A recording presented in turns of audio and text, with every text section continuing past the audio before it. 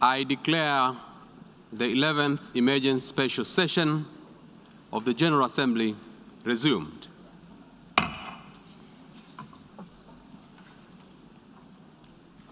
Before proceeding further, I would like to remind members that due to temporary closure of the east side emergency doors, in the event of a fire or an emergency which requires an evacuation, please use the west side emergency doors and the stairway next to the elevator banks.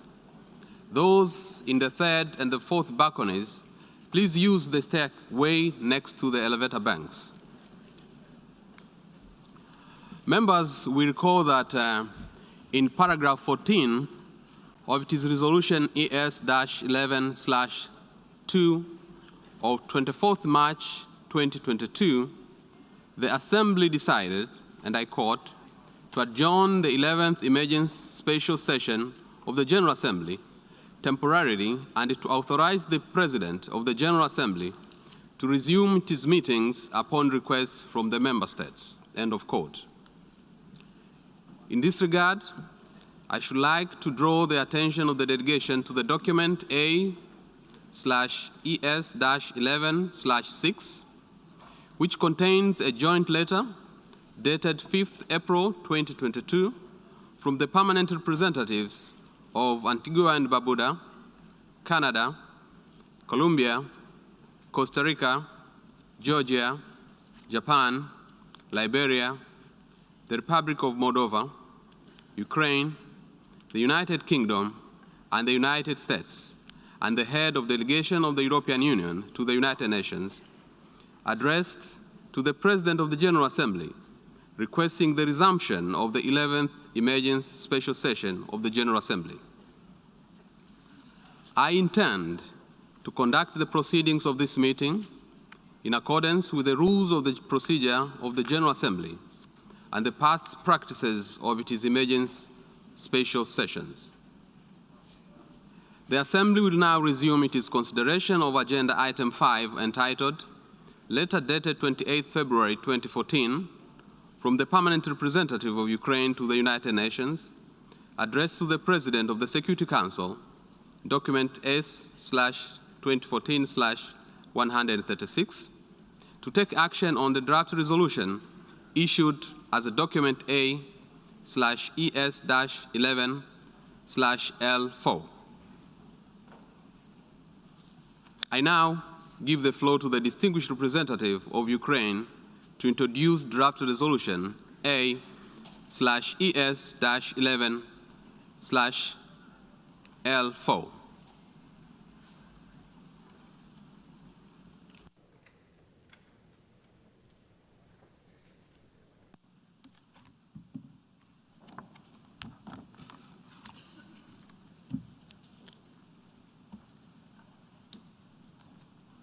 Mr. President, distinguished delegates. Good morning, everyone. One early morning of April 1993, delegates to the United Nations had coffee, kissed their loved ones, and went to the quiet and comfortable United Nations headquarters to do business as usual. Perhaps as many of us have done this very morning. The same morning in early April 1993, Boutros Boutros-Ghali sent a special rapporteur to report on extrajudicial summary arbitrary executions in Rwanda. He reported a more robust United Nations response was needed. Critically, it found that the abuses could be precursors to genocide in 1993. Unfortunately, that was largely ignored by overstretched Secretariat of the United Nations. In early April, once again in April, in 1994, in the comfort of the United Nations headquarters, the Security Council received letters in which the Rwandan Patriotic Front reminded member states that, I quote, "When the institution of the United Nations was created after the Second World War, one of its fundamental objectives was to see to it that what happened to the Jews in Nazi Germany would never happen again." End of quote. In 1994, Rwanda itself was a non-permanent member of the Security Council. This allowed the genocidal regime to influence other members of the Council with its view of the situation. As Russia's presence today in the Security Council allows her to spread lies almost daily. In April, again in April, this time 2006, in the docks of New York by the Hudson River, an ocean-sized, state-of-the-art liner was launched. This magnificent liner was then docked on the shores of Lake Geneva. Beautiful as it is, far from being an ocean. We named this liner the Human Rights Council.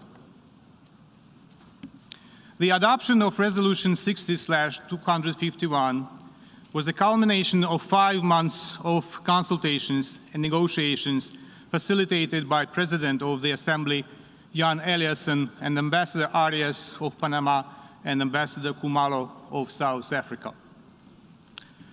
Let me remind you the words of Mr. Jan Eliasson, the President of the 60th session of the UN General Assembly, before the adoption of the resolution. He said, and I quote,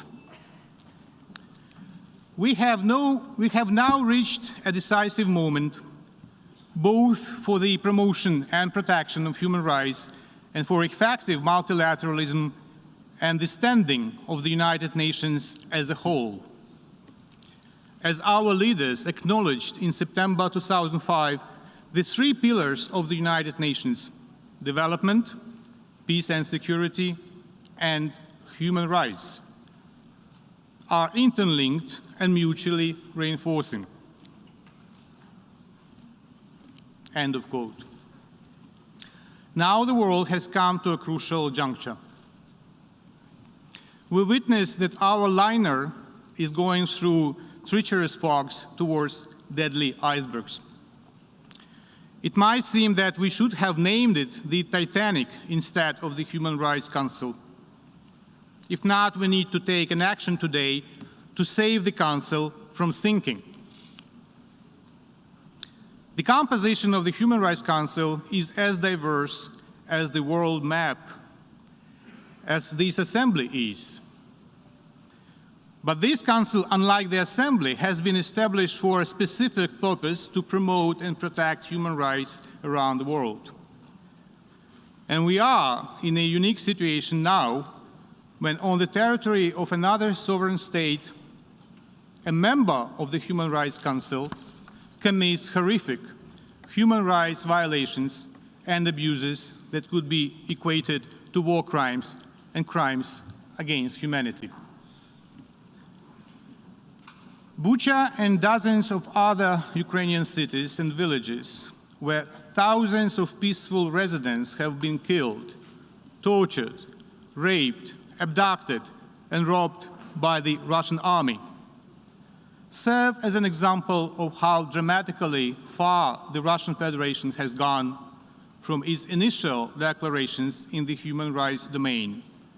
That is why this case is unique, and today's response is obvious and self-explanatory. Let me offer you another quote. Our topmost priority is to ensure all human rights and freedoms in their entirety, including political and civil rights, and decent socio-economic and environmental living standards. I believe that these questions are not an internal matter of states, but rather their obligations under the UN Charter, the international covenants and conventions. We want to see this approach become a universal norm. End of quote. It is hard to believe that the above quotation belongs to the President of the Russian Federation. Another president, however, and other times. It was said by President Yeltsin in 1992 in his statement at the UN Security Council. We can only regret that the democratic aspirations of the peoples of Russia in early 90s have by Putin's regime been incrementally turned to their opposite. Aggression, hatred, and Soviet-style thinking and reflections, including in the area of human rights and fundamental freedoms. And now we hear completely different statements here in the United Nations from the Russian Federation. This week alone, we hear from the Russian ambassador that there is a warfare in Ukraine and civilians are killed in war. It's being said as a matter of fact this Monday, in cold blood and as an absolute normal course of action, also known as quote-unquote special operation. Shall we agree with the describing of killings as something normal? The only healthy answer should be no, in order to contribute to the maintenance of the UN's health and the health of its human rights mechanism. All of you received the Russian diplomatic note yesterday, in which our collective effort to preserve the credibility of the Human Rights Council was considered as an approach to preserve the, I quote, domination and total control in the world, end of quote, and human rights neo-colonial policy in international affairs. We have heard many times the same perverted logic of the aggressor attempting to present itself as a victim, while in fact doing exactly what it cries against in its note, killing citizens of neighboring country, trying to dominate, if it not colonize it. In reply to that, we call on Russia, when its rights of membership in the Human Rights Council are suspended, to return to responsible behavior by implementing the decisions of this Assembly and of Human Rights Council. If Russia expulses itself from the Council, it would be its own choice, and there will be no need to blame others. Suspension of the rights of membership of the Russian Federation in the Human Rights Council is not an option, but a duty. And let me quote how this duty is formulated in the operative paragraph 8 of Resolution 60/251, and I quote, "The General Assembly may suspend the rights of membership in the Council of a member of the Council that commits gross and systematic violations of human rights," end of quote.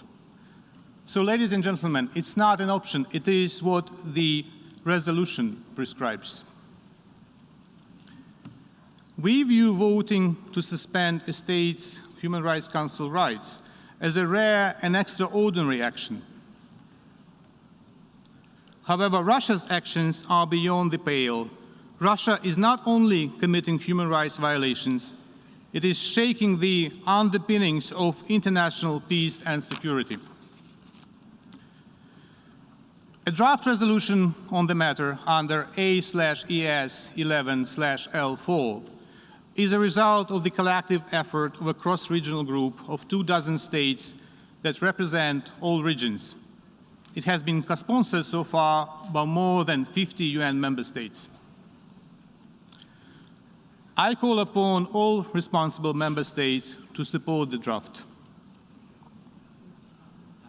Let me now once again refer to the commemoration of one of the darkest pages in recent history, the 1994 genocide against the Tutsi in Rwanda.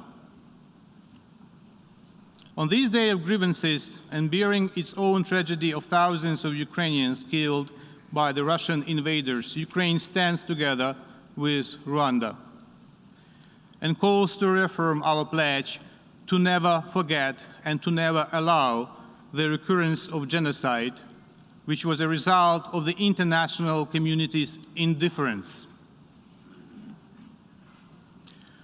To those of you who, for this or another reason, opts today to keep being a bystander, to abstain, let me quote Elie Wiesel addressing President Clinton in 1999, talking about the perils of indifference.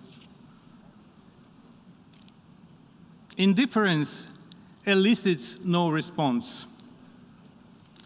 Indifference is not a response. Indifference is not a beginning, it is an end. And therefore, indifference is always the friend of the enemy, for it benefits the aggressor, never his victim, whose pain is magnified when he or she feels forgotten. The political prisoner in his cell, the hungry children, the homeless refugees, not to respond to their plight, not to relieve their solitude by offering them a spark of hope, is to exile them from human memory. And in denying their humanity, we betray our own. End of quote. The genocide in Rwanda was largely due to the indifference of the world's community. When the UN did not respond to warnings in the UN Security Council and in General Assembly a year before the tragedy that we commemorate exactly on this day, on the 7th of April. Today, in the case of Ukraine, it's not even a year, because the tragedy is unfolding right now before our eyes. In a couple of minutes, you will have a chance to prove that you are not an indifferent bystander. All you need to do is to press the yes button and to save the Human Rights Council and many lives around the world and in Ukraine. On the other hand, pressing no means pulling a trigger and means a red dot on the screen. Red as the blood of the innocent lives lost. And this image of the red bloody dots on this screen will stay with you and all of us as long as memory does not fail us. Think about it. Thank you.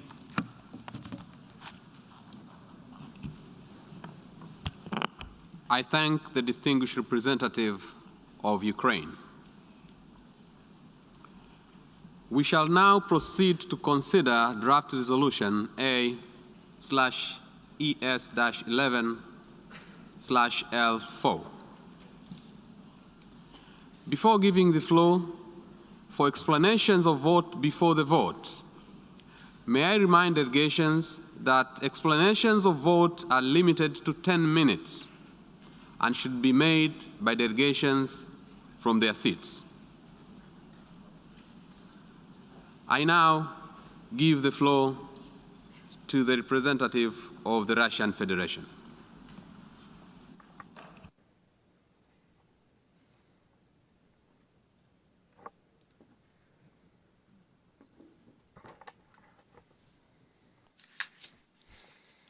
Благодарю вас, господин председатель.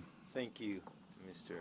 President. Сейчас не время и не место для Today is театрального not the пафоса time or и the place for патетики в theatrics стиле представителей or Украины. these Поэтому я kinds of выступлю по существу.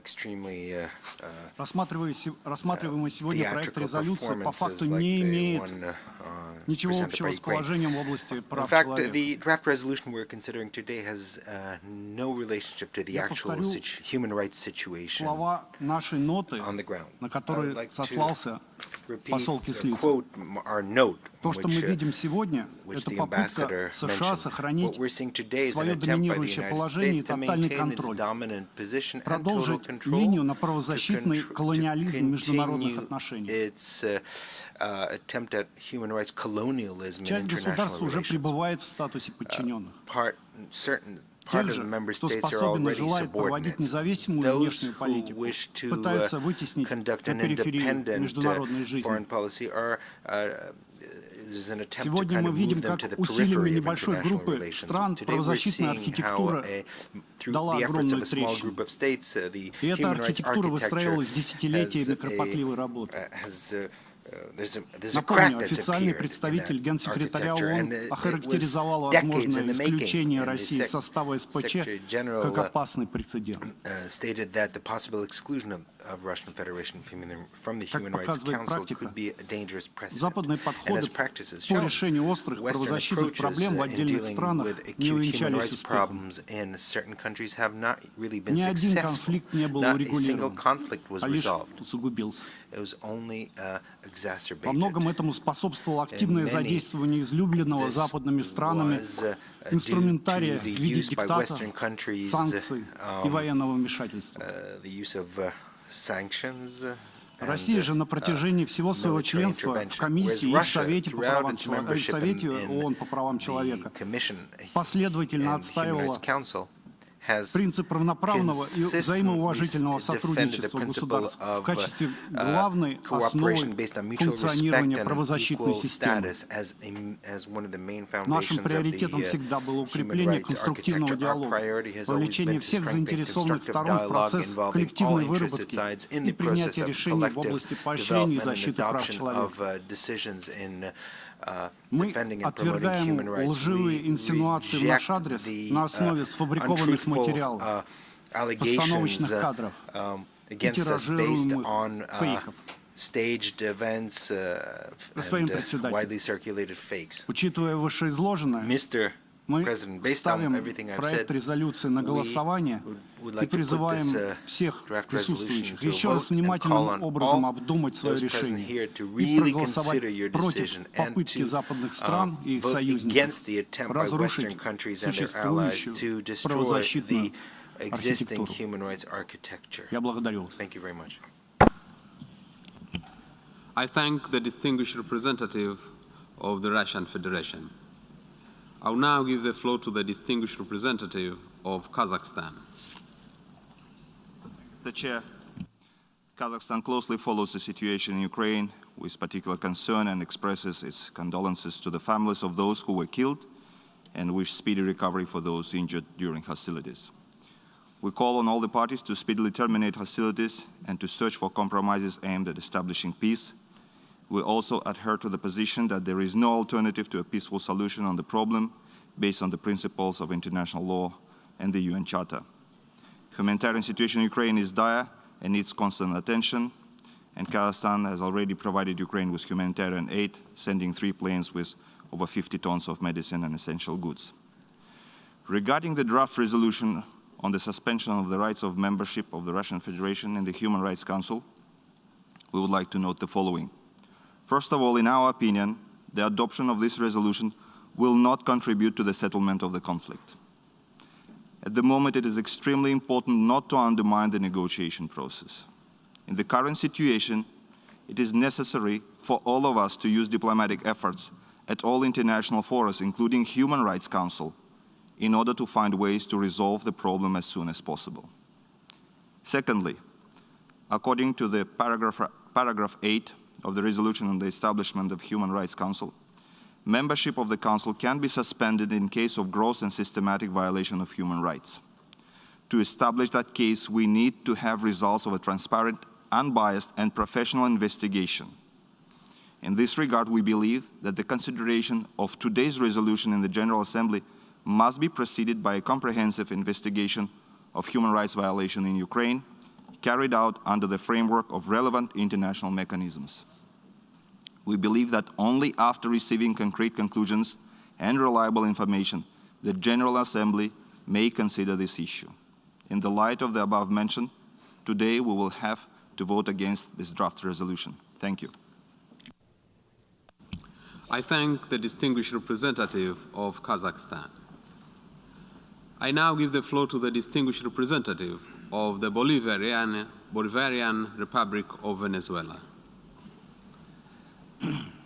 Señor Presidente, como miembro fundador de las Naciones Unidas, la República Bolivariana de Venezuela está comprometida con los propósitos y principios consagrados en la Carta de nuestra organización, así como con las normas del derecho internacional.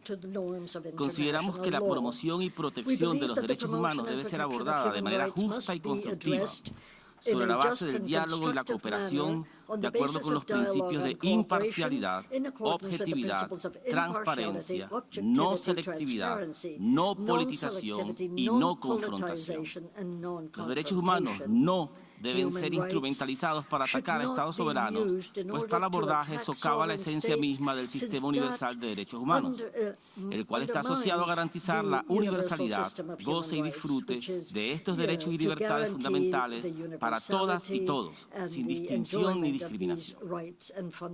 Señor Presidente, hace un mes en esta Asamblea insistimos en la necesidad de que las Naciones Unidas puedan desempeñar un papel central en la facilitación de soluciones pacíficas a los conflictos a través del diálogo y la negociación política.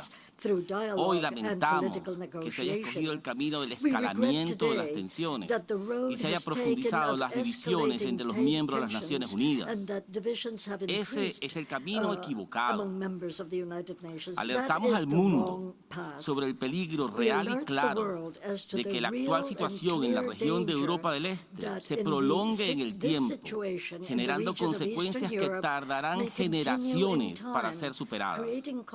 Alertamos sobre los efectos expansivos alrededor del mundo, especialmente en las condiciones de vida de los sectores más vulnerables en cada país, donde cientos de millones de personas sufren hoy las consecuencias del aumento en los costos de alimentos, de la electricidad y del transporte, así como de la escasez de bienes esenciales provocada por la interrupción de las cadenas internacionales de abastecimiento. Alertamos también sobre el inicio de una nueva carrera armamentista que amenaza con desviar hacia la guerra recursos que deben ser utilizados para el desarrollo y la lucha contra la pobreza. El panorama es terrible, pero el mundo se enfrenta a un peligro aún mayor. Vemos con alarma fuerzas que alientan un choque de bloques con la falsa ilusión de una victoria unipolar definitiva. Un choque que provocará un conflicto mundial entre potencias nucleares que destruirá la humanidad tal y como la conocemos hoy. Es nuestra obligación reducir las tensiones y fortalecer todas las opciones que permitan la regulación de conflictos y su solución pacífica. Señor Presidente, lamentablemente, el proyecto de resolución presentado hoy es un ejemplo de politización de los derechos humanos para avanzar agendas nacionales e intereses geopolíticos. El proyecto trata de expulsar del sistema de derechos humanos a la Federación de Rusia, un país que es parte imprescindible, queramos o no, parte imprescindible en la solución de la crisis de la región de Europa del Este. Sin la Federación Rusa no hay acuerdo de paz posible en Europa. La paz sin Rusia es un espejismo ideológico, una alucinación de los que creen que ha llegado el momento de lograr la victoria definitiva de una potencia unipolar. Esa es una ideología contraria a la paz internacional. Si esta resolución es aprobada, afectará las actuales negociaciones que se llevan a cabo entre las partes y nos empujará deliberadamente a una fase más aguda del conflicto, una fase más larga y difícil de resolver.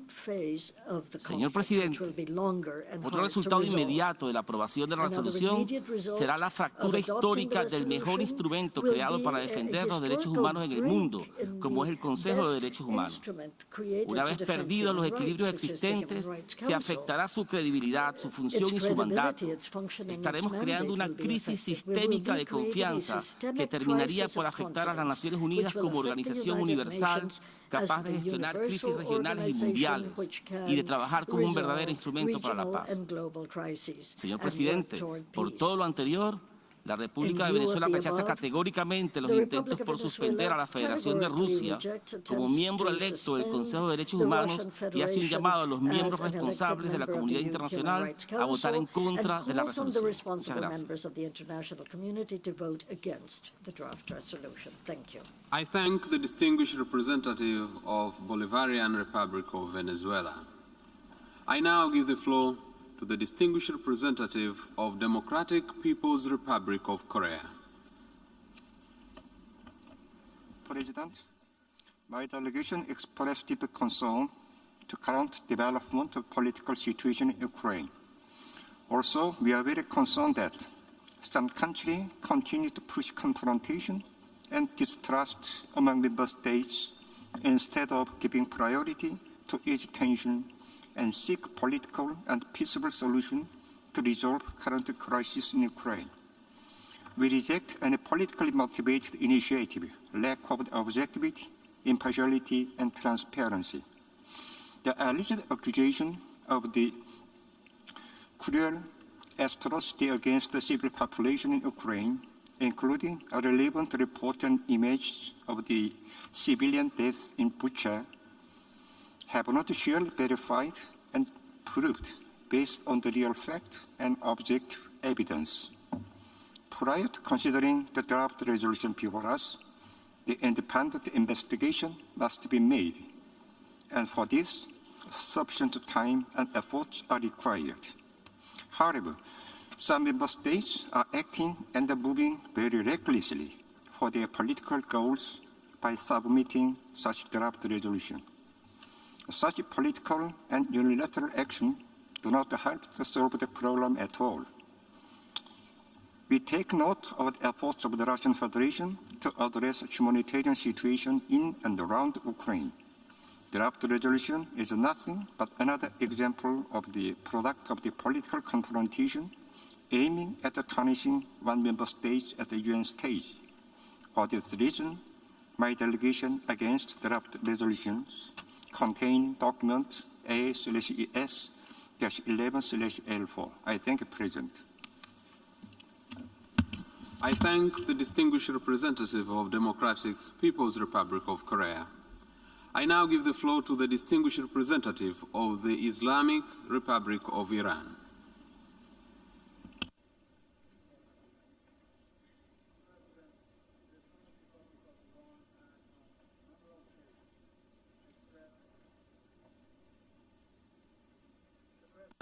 The Islamic Republic of Iran has, on a number of occasions, expressed its principled position with regard to the ongoing conflict in Ukraine, including during the adoption of the two previous resolutions of the 11th Emergency Special Session of the United Nations General Assembly.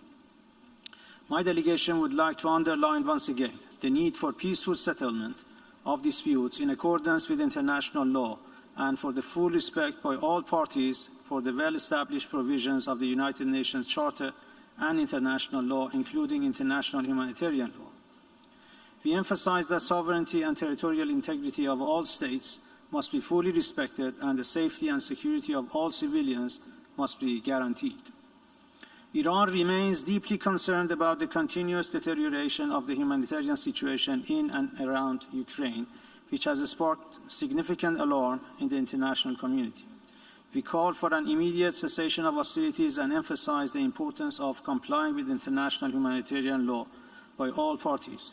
We repeat our call for unimpeded humanitarian access to all areas of the armed conflict in Ukraine. The humanitarian needs of the affected population must be addressed immediately, and the delivery of food, medicine, and other essential services to the people in need must be facilitated. The international community should encourage and support continued direct negotiations between Russia and Ukraine until peace is restored. The Islamic Republic of Iran once again calls for de-escalation of tensions in the current conflict and an urgent and lasting solution to this crisis through dialogue. Mr. President, we consider the text of the resolution before the General Assembly contained in document L3 as politically driven, which undermines the impartiality of our organization. My government attaches great importance to the promotion and protection of human rights. However, we are against the exploitation of UN human rights machinery for political ends, which contravenes the principles of universality, non-selectivity, and objectivity in addressing human rights issues.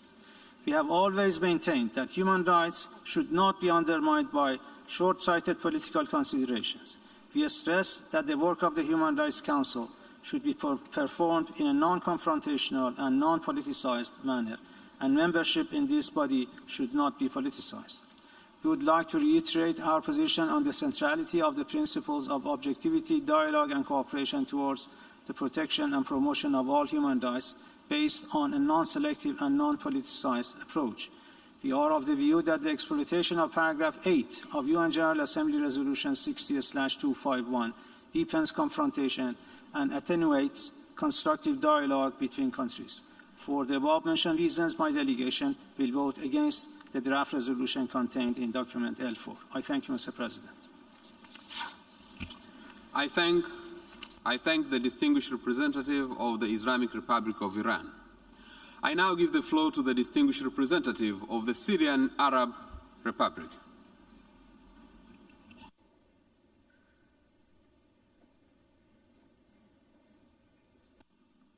شكرا سيد الرئيس. Mr. سيد الرئيس، مجددا يشهد هذا المنبر الدولي الهام استغلالا لمسائل حقوق الإنسان لخدمة المصالح السياسية الضيقة لبعض الدول وخلق حالة من الاستقطاب والتسييس لاستهداف الاتحاد الروسي بذريعة التعامل مع الأوضاع الإنسانية في أوكرانيا. وفدي يؤكد الحرص على ضمان احترام حقوق الإنسان وأهمية تقديم المساعدة الإنسانية الضرورية لجميع مناطق الأزمات، لكنه في الوقت نفسه يرفض أي تسييس للمسائل الإنسانية ويشدد على أهمية اعتماد مبادئ الحياد والموضوعية وعدم التمييز في قضايا حقوق الإنسان. سيد الرئيس، إن هذا التحرك الغربي المنسق للتشهير بالاتحاد الروسي لا علاقة له بحقوق الإنسان في أوكرانيا أو في أي مكان آخر، وإنما يندرج في إطار سعي دول غربية لفرض هيمنتها وسيطرتها على العالم، وذلك من خلال محاصرة روسيا ومعاقبتها على سياساتها الخارجية المستقلة. فعندما دمرت الولايات المتحدة الأمريكية وحلفائها مدينة الرقة السورية وقتلت الآلاف من الأبرياء فيها، لم نرى هذا الحشد السياسي والإعلامي الدولي لفضح منتهكي حقوق الإنسان. إن قرار الجمعية العامة رقم 60 على 251 المنشئ لمجلس حقوق الإنسان أكد على أن جميع حقوق الإنسان عالمية وغير قابلة للتجزئة ومترابطة ومتشابكة، وأنه يتعين معاملة جميع حقوق الإنسان معاملة منصفة وعادلة وعلى قدم المساواة وبالقدر نفسه من الاهتمام. إلا أن الممارسة العملية التي شهدناها منذ إنشاء هذا المجلس وحتى الآن تثبت تبني بعض الدول الغربية للتسييس والانتقائية والمعايير المزدوجة في التعامل مع قضايا حقوق الإنسان، إذ تركز على حالات دول بعينها بما يخدم أغراضها السياسية، وفي نفس الوقت تغض الطرف عن حالات أخرى تم فيها ارتكاب انتهاكات جسيمة وممنهجة لحقوق الإنسان على مرأى ومسمع العالم أجمع. وما يتعرض له الشعب الفلسطيني على مدى عقود على يد قوات الاحتلال الإسرائيلية أوضح دليل على ذلك. والمثال الآخر على نفاق تلك الدول وتجاهلها لحقوق وأمن وسلامة المدنيين بما فيهم الأطفال والنساء في دونباس الذين تعرضوا لحملة عدائية ممنهجة وقصف مستمر لعدة سنوات. فلماذا لم نشهد مثل هذا التحرك الغربي من أجل حمايتهم والدفاع عن حقوقهم؟ إن تذرع الساعين وراء هذا التحرك بنص الفقرة الثامنة من قرار إنشاء مجلس حقوق الإنسان يثير قلقا جديا حول ماهية القرائن التي تم الاستناد عليها في الحديث عن ارتكاب انتهاكات جسيمة ومنهجية لحقوق الإنسان، وما مدى مصداقية المصادر التي تم الاعتماد عليها، وما هي الآليات الدولية المحايدة التي أكدت وقوع مثل تلك الانتهاكات وحددت هوية مرتكبيها. إن قيام بعض الدول بإطلاق الاتهامات والترويج لها عبر دعاية مضللة من خلال نشر صور وفيديوهات مجهولة المصدر والمكان ونشرها عبر المصادر المفتوحة لا يمكن أن يكون أساسا متينا كي تتخذ الجمعية العامة قراراً بشأنها. وكما في الحالة السورية فإن جلسات مجلس الأمن والجمعية العامة يجب أن تسبقها دائماً مسرحيات واستفزازات، وهو ما نشهده الآن في الحالة الأوكرانية، وذلك لتبرير القرارات التي تخطط الدول الغربية والمعادية لاتخاذها باسم شرعيتهم الدولية المزعومة. سيد الرئيس، إن مشروع القرار المعروض أمامنا اليوم ينطوي على حالة خطيرة من العدائية ومثال واضح على انتهاج سياسة الإقصاء التي لطالما حذرت منها بلادي. فتعليق عضوية الاتحاد الروسي في مجلس حقوق الإنسان سيكون له تأثير سلبي على حالة التوازن فيه وعلى عالميته وفاعلية دوره، إذ أن هذا التعليق سيعزز هيمنة مجموعة من الدول الغربية على هذا الجهاز الهام وفرض رؤيتها ومعاييرها في مجال حقوق الإنسان واستخدامها كأداة للضغط السياسي واستهداف دول بعينها. وإذا كنا أكثر صراحة وشفافية فإننا نرى في مثل هذه الممارسات تهديدا لوجود منظومة الأمم المتحدة ذاتها. بناء عليه وانطلاقا من موقفه الثابت والراسخ في رفض جميع محاولات تسييس حقوق الإنسان والتلاعب بها، سيصوت وفدي ضد مشروع القرار قيد النظر ويحث الوفود الأخرى على التنبه لمخاطر الانجرار وراء مساعي الصدام والعزل والاستعداء، ويدعو إلى رفض سياسة المعايير المزدوجة والنأي بمواضيع حقوق الإنسان عن أي اعتبارات سياسية. وإذا أرادت دولنا استمرار وبقاء الأمم المتحدة فعلينا جميعا أن نقول لا لمثل هذه القرارات. شكرا السيد الرئيس. I thank the distinguished representative of the Syrian Arab Republic. I now give the floor to the distinguished representative of Cuba. Señor Presidente, Cuba ha abogado y trabajado siempre por un Consejo de Derechos Humanos capaz de enfrentar los complejos retos que tiene la comunidad internacional en esta materia, de los que ningún país está exento. Defendemos la objetividad, imparcialidad y transparencia en las labores de ese órgano y que sus procedimientos y mecanismos trabajen sobre la base de información veraz y contrastada. El uso de la cláusula de suspensión de la membresía del Consejo en modo alguno favorecerá la búsqueda de una solución pacífica, negociada y duradera al conflicto en Ucrania, y mucho menos ayudará a fomentar el clima de cooperación, diálogo y entendimiento que debe primar al abordarse la cuestión de los derechos humanos. Es irrespetuoso, además, que a tan solo unos días de concluir un periodo ordinario de sesiones del Consejo de Derechos Humanos, ni siquiera se le haya dado la oportunidad a ese órgano de pronunciarse al respecto. Señor Presidente, desde que se inició el proceso de negociaciones sobre la construcción del nuevo Consejo que sucedería a la Comisión de Derechos Humanos, Cuba se opuso a la cláusula de suspensión de la membresía debido al serio riesgo de que la misma fuese utilizada por determinados países que privilegian el doble rasero, la selectividad y la politización de los temas de derechos humanos.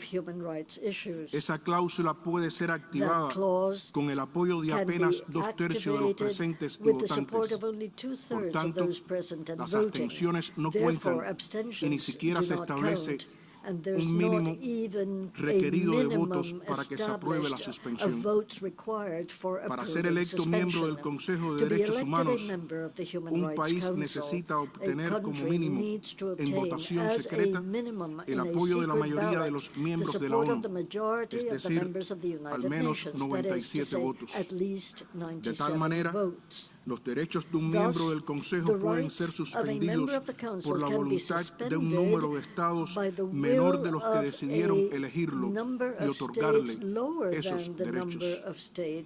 La Federación de Rusia, que fue electa como miembro del Consejo de Derechos Humanos en el año 2020 con 158 votos, hoy pudiera ser suspendida con una cantidad inferior.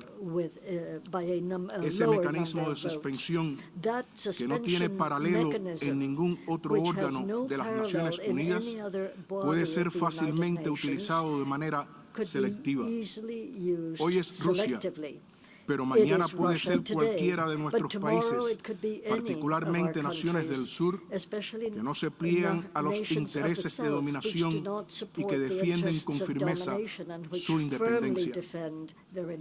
No fue casualidad que los más entusiastas promotores de la cláusula de suspensión de la membresía, cuando se negociaba la construcción del nuevo Consejo de Derechos Humanos, fueron naciones desarrolladas con demostrada tendencia a acusar a países del sur que no se ajustan a sus supuestos modelos de democracia, mientras permanecen en silencio cómplice ante flagrantes violaciones de derechos humanos en países occidentales. Por supuesto, no todos en esta sala comparten nuestras preocupaciones sobre el mecanismo de suspensión, pues saben que las víctimas de su uso selectivo siempre serán otros. ¿Podría esta Asamblea aprobar algún día una resolución suspendiendo la membresía de Estados Unidos en el Consejo de Derechos Humanos? Por poner solo un ejemplo, todos sabemos que eso no ha sucedido ni sucederá. A pesar de sus violaciones flagrantes y masivas de los derechos humanos como consecuencia de invasiones y guerras de rapiña contra estados soberanos en función de sus intereses geopolíticos, han ocasionado la muerte de cientos de miles de civiles que denominan daños colaterales, millones de desplazados y vasta destrucción en toda la geografía de nuestro planeta. Pero esta Asamblea jamás ha suspendido ninguno de sus derechos. También sabemos todos que no se aplicará la cláusula de suspensión contra el Estado que ha impuesto contra Cuba por más de 60 años un criminal bloqueo económico, comercial y financiero que constituye sin dudas la más prolongada, flagrante, masiva y sistemática violación de los derechos humanos de todo un pueblo y un verdadero acto de genocidio contra todo un país. Resulta cuando menos irónico observar que el país que se opuso al establecimiento del Consejo de Derechos Humanos y solicitó en esta misma sala el voto en contra de la resolución que lo creó es el mismo que ha activado a su conveniencia ahora, como lo hizo en 2011, una de las cláusulas más controversiales de ese foro.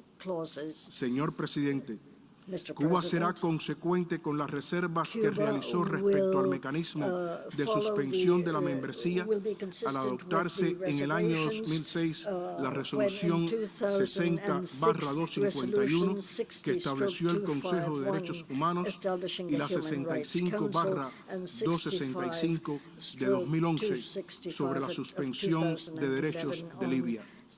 La aprobación del proyecto de resolución que hoy consideramos sentará un peligroso precedente adicional, en particular para el sur. No les basta con imponer resoluciones contra países y mandatos selectivos.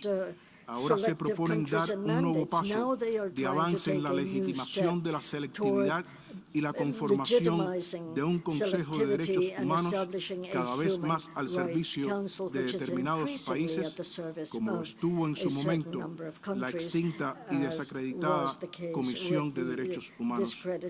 Por las razones expuestas, la delegación cubana votará en contra del proyecto de resolución contenido en el documento L4.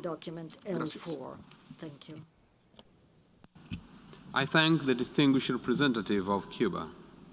I now give the floor to the distinguished representative of Senegal.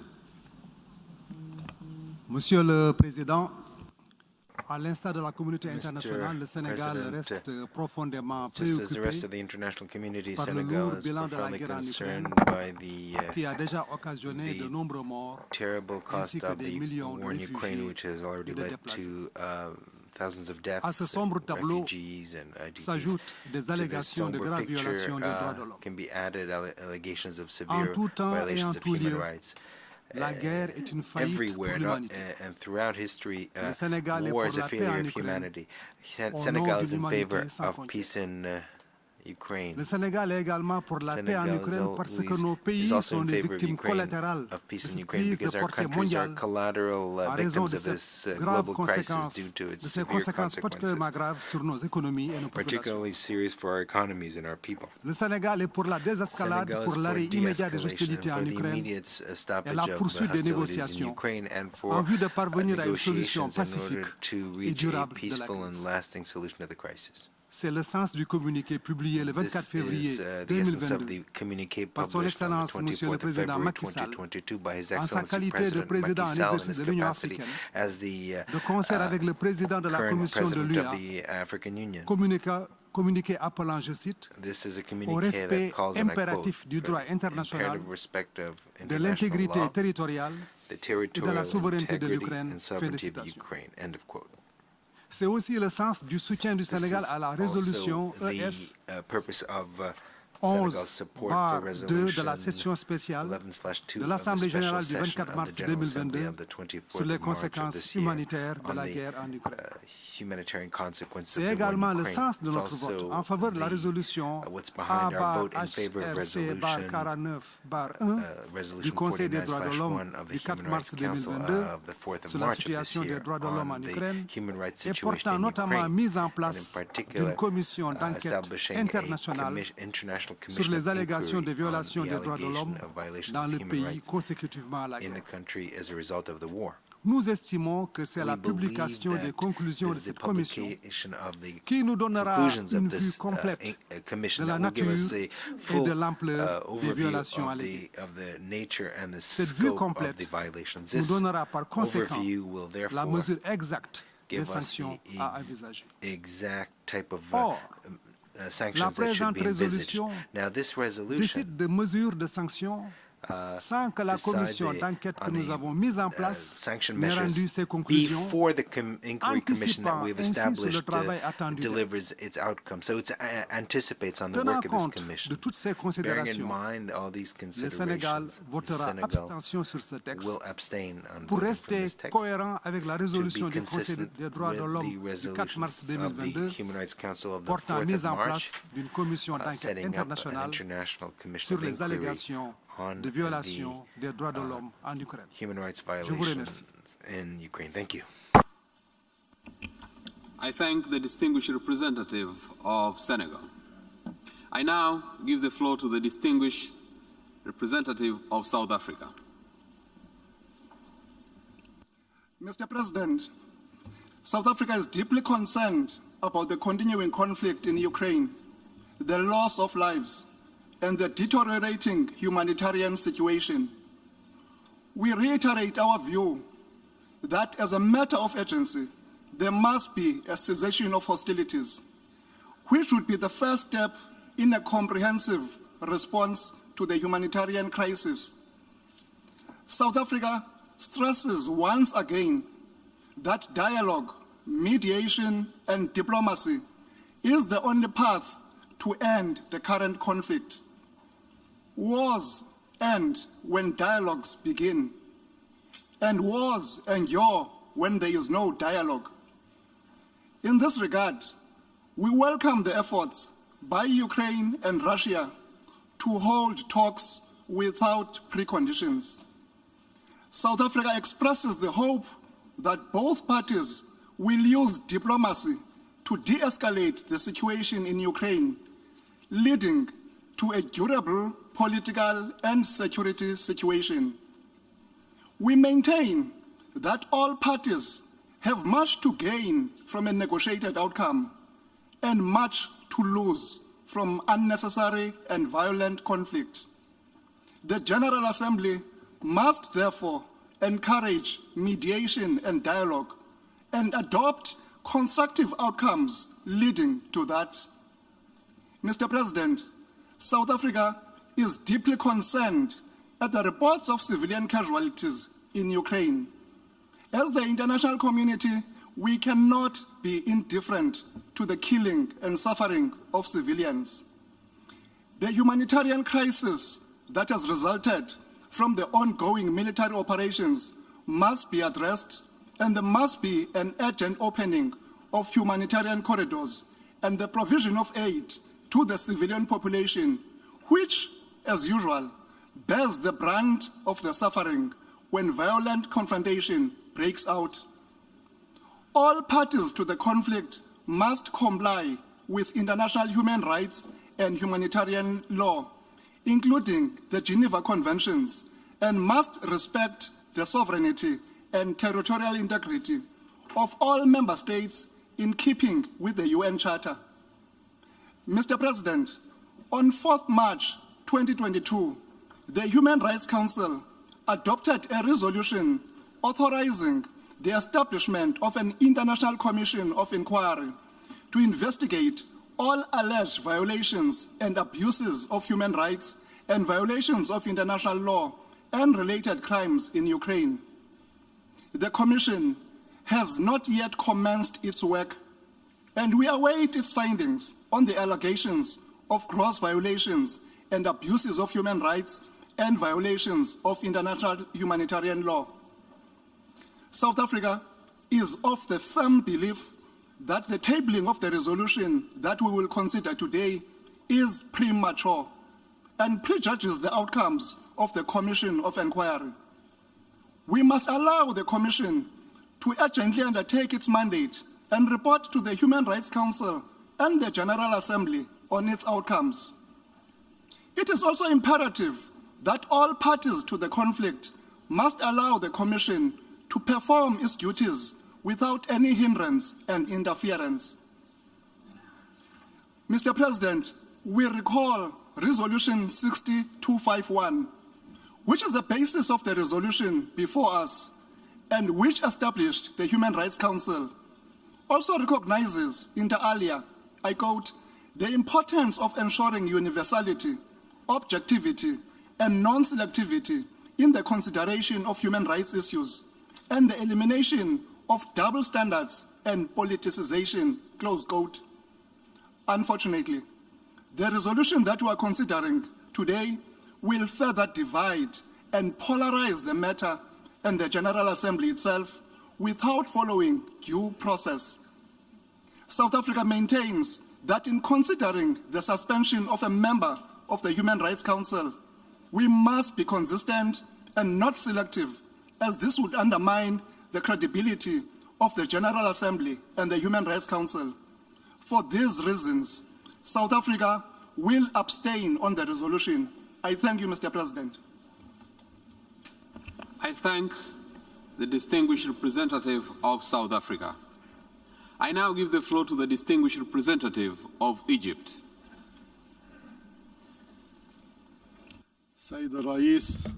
Mr. President, Egypt does not view the draft resolution before us as a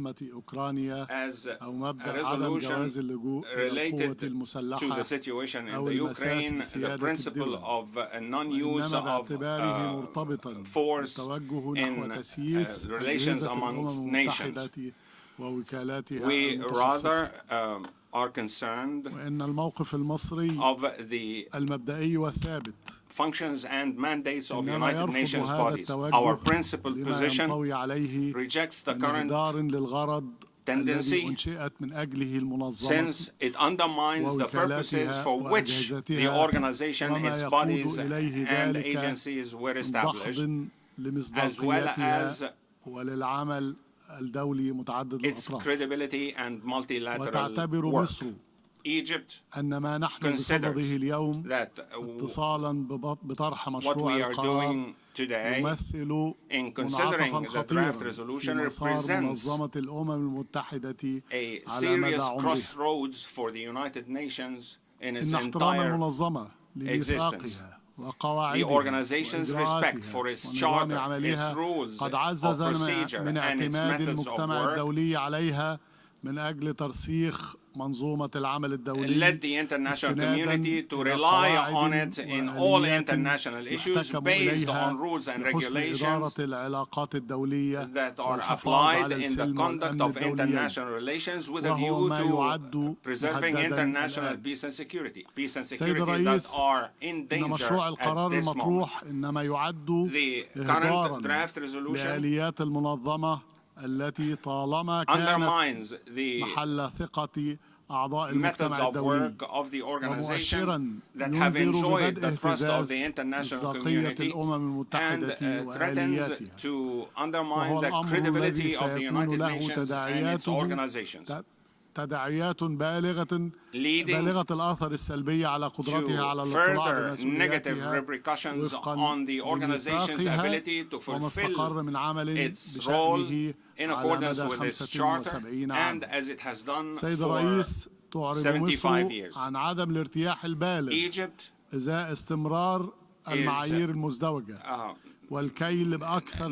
not feel comfortable with double standards تم الاكتفاء بقرارات أقل حسما وأكثر تساهلا إزاء انتهاكات حقوق الإنسان واضحة في ماض ليس بالبعيد. Such resolutions were not adopted in cases of human rights violations that are not so far back in time. We are concerned with the violations of human rights and the obligations of all states in this regard, and we believe that such serious violations should be dealt with decisively in accordance with the United Nations rules and procedures in an adequate manner. On all of this, Egypt does not believe that the draft resolution is being proposed at the right moment, and we warn of it. Thank you. I thank the distinguished representative of Egypt. I now give the floor to the distinguished representative of Brazil.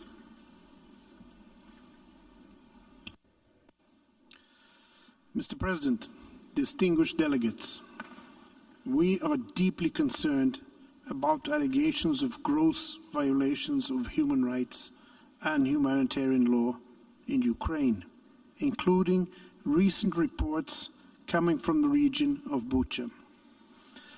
The images of extreme violence against civilians and the high number of deaths, many of them with signs of torture and ill treatment, are profoundly disturbing. Our deep sympathy goes to all victims and their families. The Human Rights Council created last month a commission of inquiry with a mandate to establish the facts and circumstances that may amount to violations and abuses of human rights and of humanitarian law in Ukraine. We call on all parties to cooperate with the Commission so that it can fulfill its mandate and provide us with an unbiased and precise information on the situation on the ground. Brazil has decided to abstain in today's vote as it believes the Commission of Inquiry should be allowed to complete its independent investigation so that responsibilities can be ascertained. Only then would this General Assembly be in a position to better assess and take a responsible and informed decision on the status of Russia in the Council. We must at all costs avoid repeating the mistakes of the old Commission on Human Rights, particularly concerning politicization, double standards, and selectivity, which had been the main flaw of the previous human rights system and the object of well-founded criticism of its work. The Human Rights Council should be guided by the imperative of inclusive dialogue as the main instrument for cooperation, sustainable solutions, and peace. Mr. President, Brazil is fully committed to finding ways to an immediate cessation of hostilities and to promoting a real dialogue conducive to a peaceful and sustainable solution. Ensuring respect for human rights and humanitarian law, protecting civilians, calling for peace. These are the objectives that should unite rather than divide us. There is no alternative to a negotiated solution and to a constructive and balanced approach aimed at preserving spaces of dialogue. I thank you, Mr. President. I thank the distinguished representative of Brazil. I now wish to invite the distinguished representative of China.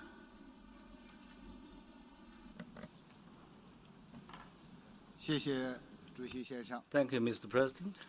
主席先生， Mr. President, 在乌克兰问题上， on the Ukraine issue, 中方始终 China 主张， always believes that 包 the 括乌克兰在内的各国 sovereignty 主 and 权和 territorial 领土完 integrity 整 of all countries, 都应得到尊 including 重。 Ukraine, should be respected. 联合国宪 That 章 the 宗旨和 purposes 原 and 则 principles of the UN 都应得 Charter 到遵 should 守， be upheld. 各国 That 合 the 理安全 legitimate 关切 security 都 concerns 应 of 得 all 到重 countries 视， should be taken 一 seriously. 切有利于 And that 和 all 平解决 efforts 危机的 conducive to 努 a 力 peaceful 都 settlement 应 of 得 the 到 crisis should 支 be 持。 supported. 推动早日停火止战 Putting an early end to the 是国际社会的 is the 迫切 urgent 期待， expectation of 也 the 是中 international 方的 community. 努力 It 方 is 向。 also what China is 中 striving 方 for. 支持一切 China 有利于 supports all 缓解乌克兰 initiatives 人 and 道危机 measures 的倡 that 议 will help 和 ease 举 the 措， humanitarian crisis 呼 in 吁当 Ukraine. 事方 We call on 尊 the 重 parties 国际人 concerned 道 to 法， respect 采 international 取切实 humanitarian 行 law 动， and 保 take 护 concrete 平民安 actions to 全， ensure the safety of 保障 civilians 妇女、 and 儿 protect the 童 basic 等 rights 弱 and 势群体 humanitarian 的 needs 基 of 本 women, 权利 children, and 和 other 人道 vulnerable 需求。 groups. 有关不 The 恰当 reports 平 and 民死 images 亡的 of 报道和 civilian 画 deaths 面 in Bucha 令人不安。 are disturbing. 事件的 The 相关情 relevant 况和具体 circumstances 原 and 因 specific 必须 causes 查 of 清， incident must be 任 verified 何指 and 控 established. 都应基 Any 于事 accusations 实。 should be based on 结论 facts. 得出之前， Before a full 各 picture 方 is 应 clear, 保 all 持 sides 克 should 制， exercise 避 restraint 免无 and 端指 avoid 责。 unfounded accusations. 主席先生， Mr. President, 对话谈判是解决乌克兰危机的唯一出路。中方始终主张国际社会应该保持理性，加强团结，多做有利于对话谈判的事，推动政治解决，而不应设置障碍，增添阻力，更不应火上浇油，激化矛盾。我们遗憾地看到，冲突造成平民伤亡和大量人员流离失所。全方位、无差别、无底线的制裁，给疫后复苏带来严重负面影响，制造出新的复杂问题。逆转来之不易的发展成果，实现2030年可持续发展议程雪上加霜。各国，尤其是发展中国家民众，不得不承受飞涨的物价、油价、粮价等等。疫情之下的生活更加艰难，妇女、儿童的权益更难得到保障。发展中国家不是冲突当事方，却被卷入地缘政治竞争和大国博弈，这是不公平的。个别国家一边声称主张和平，一边热衷制造集团对抗，包括在亚太地区挑起紧张局势。这种自相矛盾、言行不一的做法非常危险，令人担忧，应该坚决抵制。主席先生，中方一贯主张在平等和相互尊重基础上，通过建设性对话与合作，促进和保障人权。同时，我们坚决反对将人权问题政治化、工具化，反对在人权问题上搞选择性、双重标准和对抗做法，反对借人权问题对别国施压。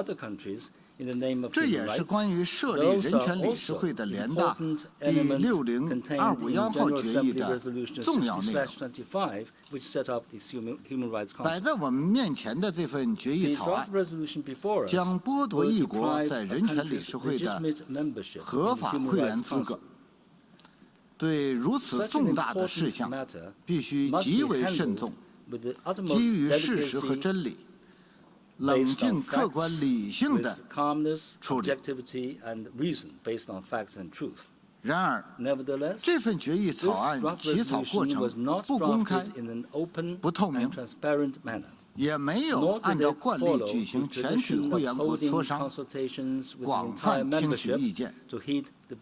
在此情况下，急于在联大采取行动，逼迫各国选边站队，将加剧会员国分裂，激化当事方矛盾，火上浇油，不利于冲突的降级，更不利于推进和平谈判。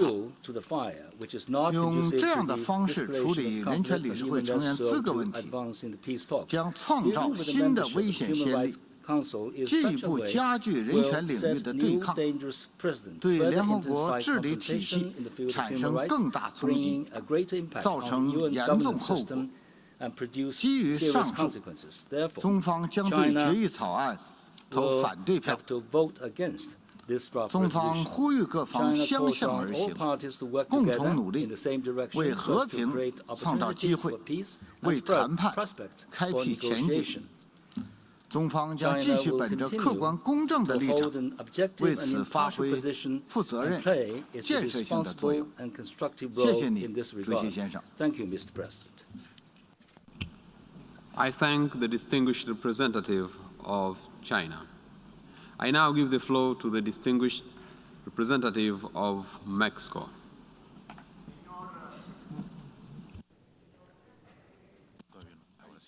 Señor presidente, México ha sido claro y contundente al condenar la invasión de Rusia sobre Ucrania por ser violatoria del derecho internacional, de la Carta de las Naciones Unidas y de los principios constitucionales de nuestra política exterior. También hemos condenado los ataques contra la población civil y su infraestructura. Hemos impulsado todo aquello que facilite el acceso a la asistencia humanitaria y nos hemos sumado a las voces que exigen el cese inmediato de las hostilidades. Informes recientes sobre la situación en Ucrania nos han revelado que estamos ante la probable comisión de violaciones graves del derecho internacional de los derechos humanos y del derecho internacional humanitario. Por ello, México ha respaldado sin ambages el llamado del secretario general a que se realicen investigaciones imparciales que permitan identificar responsables y una eficaz rendición de cuentas. Mi país también apoyó la adopción de la Resolución 49/1 del Consejo de Derechos Humanos para que se formara una comisión de investigación independiente con el objetivo de indagar todos los presuntos abusos y violaciones de los derechos humanos y todo aquello que pudiese vulnerar el derecho internacional humanitario derivado de la agresión de Rusia en Ucrania. Asimismo, México sigue con atención el proceso de investigación de la Corte Penal Internacional por presuntos crímenes internacionales cometidos en Ucrania y apoya decididamente los trabajos que realiza el fiscal de la Corte para tratar de esclarecer los hechos. Estamos atentos al desarrollo del caso presentado ante la Corte Internacional de Justicia y reiteramos su llamado a cumplir con la reciente orden de medidas provisionales para un cese inmediato de las hostilidades. Se trata, pues, de procesos judiciales y casi judiciales que están en curso, pero que todavía no han calificado jurídicamente las situaciones que tienen bajo examen. Debemos ser consistentes, apoyarlos hasta sus últimas consecuencias y examinar con rigor sus conclusiones. La permanencia o no de Rusia en el Consejo de Derechos Humanos no constituye un factor que la exima o que le imponga obligaciones bajo el derecho internacional. El punto central debe ser llevar ante la justicia a quienes resulten responsables, no suspender a un Estado de su pertenencia a un órgano subsidiario de esta Asamblea ante el cual todos los Estados miembros, sin excepción, debemos rendir cuentas bajo las mismas reglas y conforme a los mismos criterios. México está a favor de que la rendición de cuentas se practique regularmente en todo el sistema de las Naciones Unidas. Necesitamos más transparencia, sí, pero para ello necesitamos también más cooperación, más diálogo y mejores prácticas. Las estructuras multilaterales se fortalecen mediante la inclusión, no a través de la exclusión. Excluir, suspender, no es la solución. El multilateralismo habrá de fortalecerse en la medida en la que sea capaz de mantener su vocación incluyente. Las resoluciones previas de esta Asamblea que hemos suscrito con plena convicción condenan la invasión rusa, llaman a un cese inequívoco de las hostilidades, urgen el acceso irrestricto de la asistencia humanitaria y abogan por una solución diplomática del conflicto. México ha fijado su posición de manera explícita en torno a la agresión militar de Rusia sobre Ucrania a través de sus intervenciones en el Consejo de Seguridad y en esta Asamblea General, así como en los votos registrados en ambos órganos desde el inicio del conflicto. Por lo anteriormente expuesto, México se abstendrá de apoyar el proyecto de resolución que suspende a Rusia de sus derechos como integrantes del Consejo de Derechos Humanos. México tiene la convicción de que aún en medio de la guerra deben mantenerse todos los canales de diálogo con las autoridades de la Federación de Rusia, no solo para que cooperen con el conjunto de mecanismos que integran el Sistema Universal de Protección de los Derechos Humanos, sino para insistir en la urgente necesidad de encontrar en el diálogo la solución diplomática que restaure la paz en Ucrania. Muchas gracias, presidente. I thank the distinguished representative of Mexico. I now give the floor to the distinguished representative of Chile. Gracias, señor presidente. Thank you, Mr. Permítame iniciar mi intervención rendiendo homenaje a las víctimas de la brutal guerra que está teniendo lugar en Ucrania, ocasionada por una invasión que ha violado normas del derecho internacional humanitario y la Carta de Naciones Unidas. Las dramáticas imágenes de Bucha que llegaron a nuestros hogares el pasado fin de semana nos han conmovido. Chile reitera una vez más su condena a la invasión a Ucrania.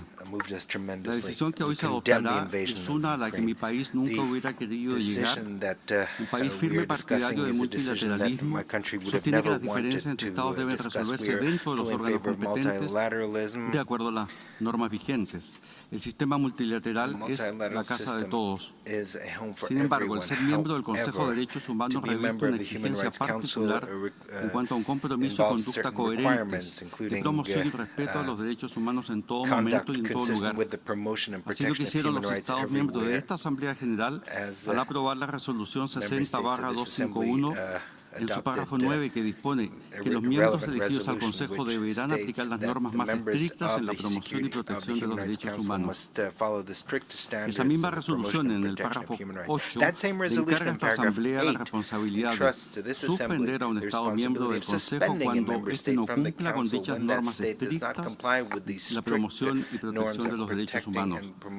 Nuestra responsabilidad es con los derechos humanos, no con un determinado país, no con Rusia, no con Ucrania, con los derechos humanos.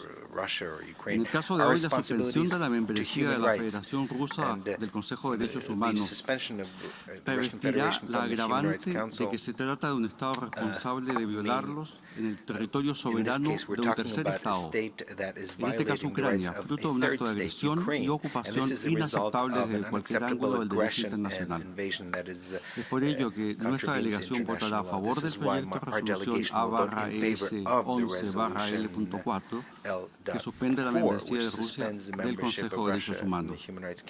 Chile reitera nuevamente su llamado a todas las partes para que continúen las conversaciones e insta de nuevo a la resolución pacífica inmediata del conflicto entre la Federación Rusa y Ucrania mediante el diálogo político, las negociaciones, la mediación y otros medios pacíficos de conformidad con el derecho internacional. Muchas gracias, señor presidente.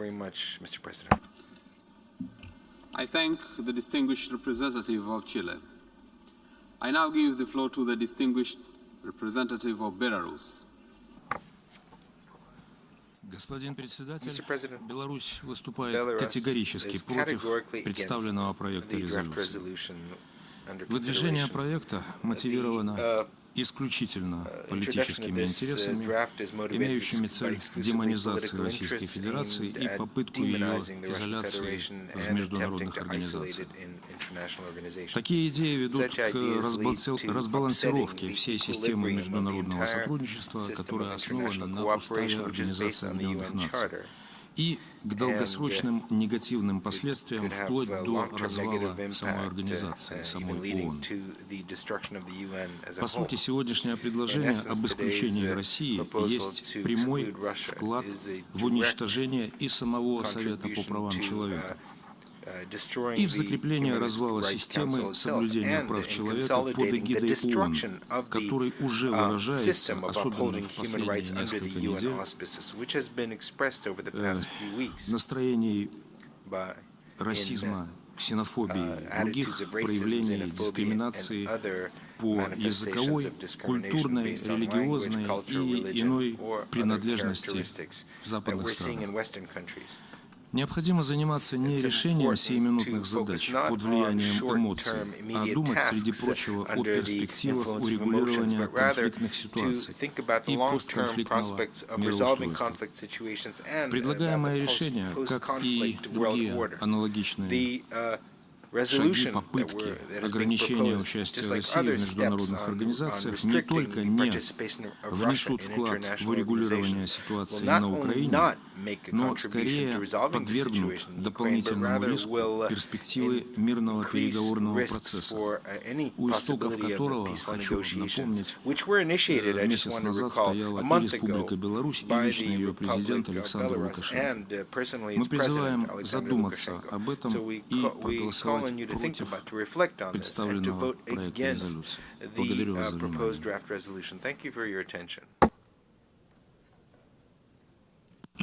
I thank the distinguished representative of Belarus.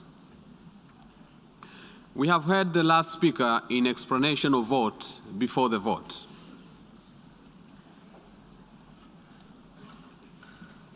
The Assembly will now take a decision on a draft resolution A/ES-11/L4 entitled Suspension of the Rights of the Membership of the Russian Federation in the Human Rights Council.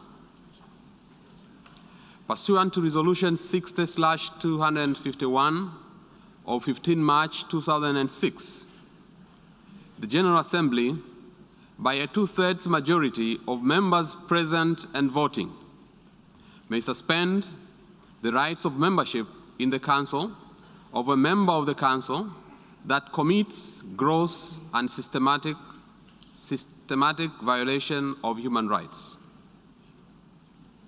For your information, the draft resolution has clause for e-sponsorship.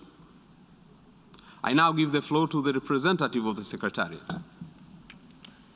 Thank you, Mr. President. I should like to announce that since the submission of the draft resolution, and in addition to the delegations listed on the L document, the following countries have also become co-sponsors of A/ES-11/L4: Costa Rica, Guatemala, Myanmar, and San Marino. If any other countries wish to co-sponsor A/ES-11/L4, please signify by pressing the microphone button now.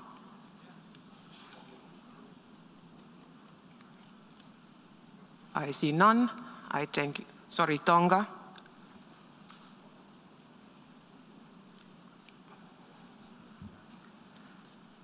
I thank you, Mr. President. I thank the representative of the Secretariat. A recorded vote has been requested. We shall now begin the voting process. Those in favor of draft resolution A/ES-11/L4, please signify. Those against, abstentions. The General Assembly is now voting on draft resolution A/ES-11/L4, entitled Suspension of the Rights of Membership of the Russian Federation in the Human Rights Council. Will all delegations confirm that their votes are accurately reflected on the screen?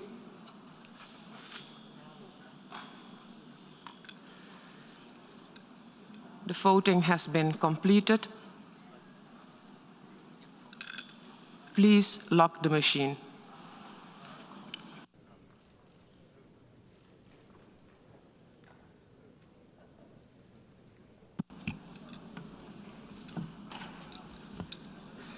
The result of the vote is as follows. In favor, 93. Against, 24. Abstentions, 58. Draft resolution A/ES-11/L4 is adopted.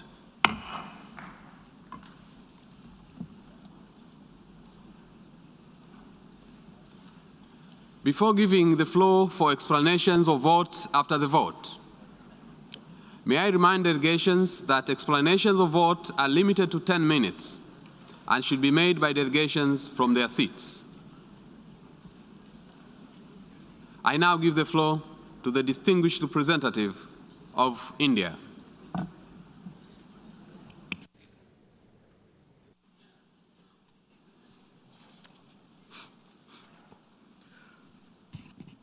Thank you, Mr. President. India has abstained on the resolution adopted in the General Assembly today. We do so for reasons of both substance and process. Since the inception of the Ukrainian conflict, India has stood for peace, dialogue, and diplomacy. We believe that no solution can be arrived at by shedding blood and at the cost of innocent lives. If India has chosen any side, it is the side of peace, and it is for an immediate end to violence. We continue to remain deeply concerned at the worsening situation and reiterate our call for end to all hostilities. When innocent human lives are at stake, diplomacy must prevail as the only viable option. Recent reports of civilian killings in Berkshire are deeply disturbing. We have unequivocally condemned these killings and support the call for an independent investigation. The impact of the crisis has also been felt beyond the region with increasing food and energy costs, especially for many developing countries. It is in our collective interest to work constructively, both inside the United Nations and outside, towards seeking an early resolution to the conflict. India has been at the forefront of protecting human rights, right from the drafting of the Universal Declaration of Human Rights. We firmly believe that all decisions should be taken fully respecting due process, as all our democratic polity and structures enjoin us to do so. This applies to international organizations as well, particularly the United Nations. I thank you, Mr. President. I thank the distinguished representative of India. I now give the floor to the distinguished representative of Timor-Leste. At the outset, I would like to thank you, Mr. President, for convening this session. Mr. President, the position we took today to vote in favor of this resolution before all of us is a manifestation of our strong solidarity with the people of Ukraine, especially the victims of this war who have been forced to shelter and have fled across the country's borders, as well as those who have lost their homes, their lives, their family members, and their own lives. Our thoughts and prayers go out to all of them and their families and friends. Mr. President, our vote today shows our clear position to uphold human rights values in all circumstances and in all cases, as the dark period of our own history has taught us enough on the high cost of being victims of war. We call for an effective ceasefire in Ukraine and urge conflict parties to continue the dialogue and negotiation to stop this war and avoid further potentially catastrophic escalation. We commend the efforts of those who have facilitated the peace talks between conflict parties and all for more diplomatic initiatives to help in finding a peaceful solution for all. All parties must ensure the safety and protection of all civilians. It is our hope that peace is reclaimed immediately and that the important work for a healthy, prosperous, and sustainable future is restored for all. I thank you, Mr. President. I thank the distinguished representative of Timor-Leste. I now give the floor to the distinguished representative of Qatar.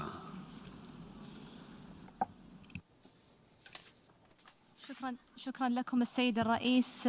صوت وفد بلادي بالامتناع على مشروع القرار الذي اعتمد للتو في هذه الجلسة الاستثنائية الطارئة للجمعية العامة، وأود أن أدلي بالتالي لتوضيح موقف دولة قطر. سيد الرئيس، لقد أعربت دولة قطر عن موقفها اتجاه الحالة في أوكرانيا المستند إلى التزامها الثابت بالمبادئ الراسخة للقانون الدولي وميثاق الأمم المتحدة، بما في ذلك عدم جواز استخدام القوة أو التهديد باستخدامها في العلاقات الدولية وتسوية المنازعات الدولية بالوسائل السلمية وعدم التدخل في الشؤون الداخلية للدول والالتزام بسيادة الدول واستقلالها وسلامتها الإقليمية.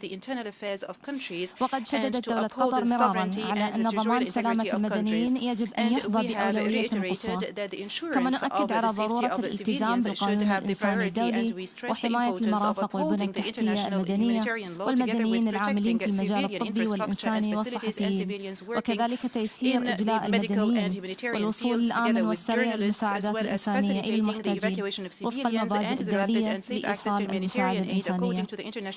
وتثني دولة قطر على الجهود الحثيثة التي تبذلها الأمم المتحدة والمنظمات الإنسانية للاستجابة للاحتياجات الإنسانية الطارئة وجهود الدول المضيفة للاجئين. دولة قطر على تواصل مع الشركاء الدوليين بتقييم الوضع الإنساني وتقديم المساعدات اللازمة للشعب الأوكراني. سيد الرئيس، نؤكد على دعوة الأمين العام للأمم المتحدة للعودة إلى طريق الحوار والمفاوضات والتوصل إلى وقف إطلاق نار فوري للأغراض الإنسانية. كما نجدد دعوة دولة قطر لجميع الأطراف إلى ضبط النفس وحل الخلاف عبر الحوار والطرق الدبلوماسية وتسوية المنازعات الدولية بالوسائل السلمية وعدم اتخاذ ما من شأنه أن يؤدي إلى المزيد من التصعيد.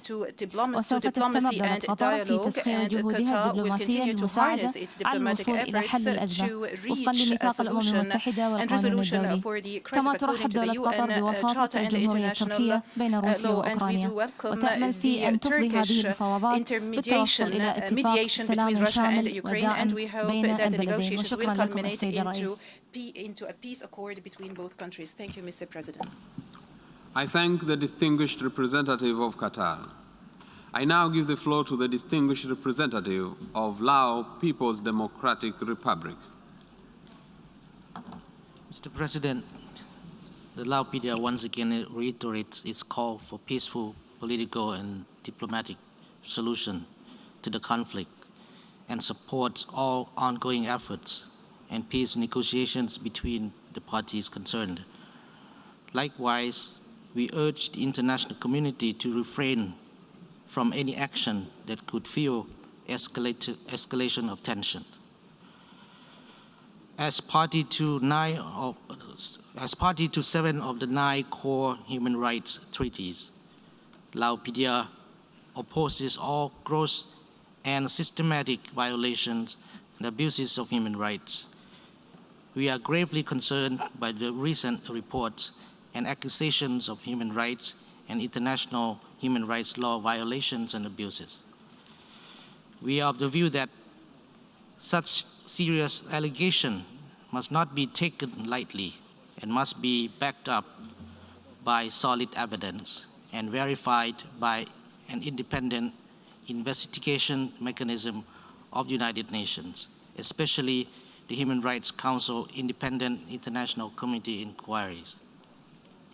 My delegation voted against the draft resolution L4 because we believe that the reports of violations and abuses of human rights and violations of international humanitarian law must be verified by credible, neutral, impartial, and independent assessment mechanism before any action is taken.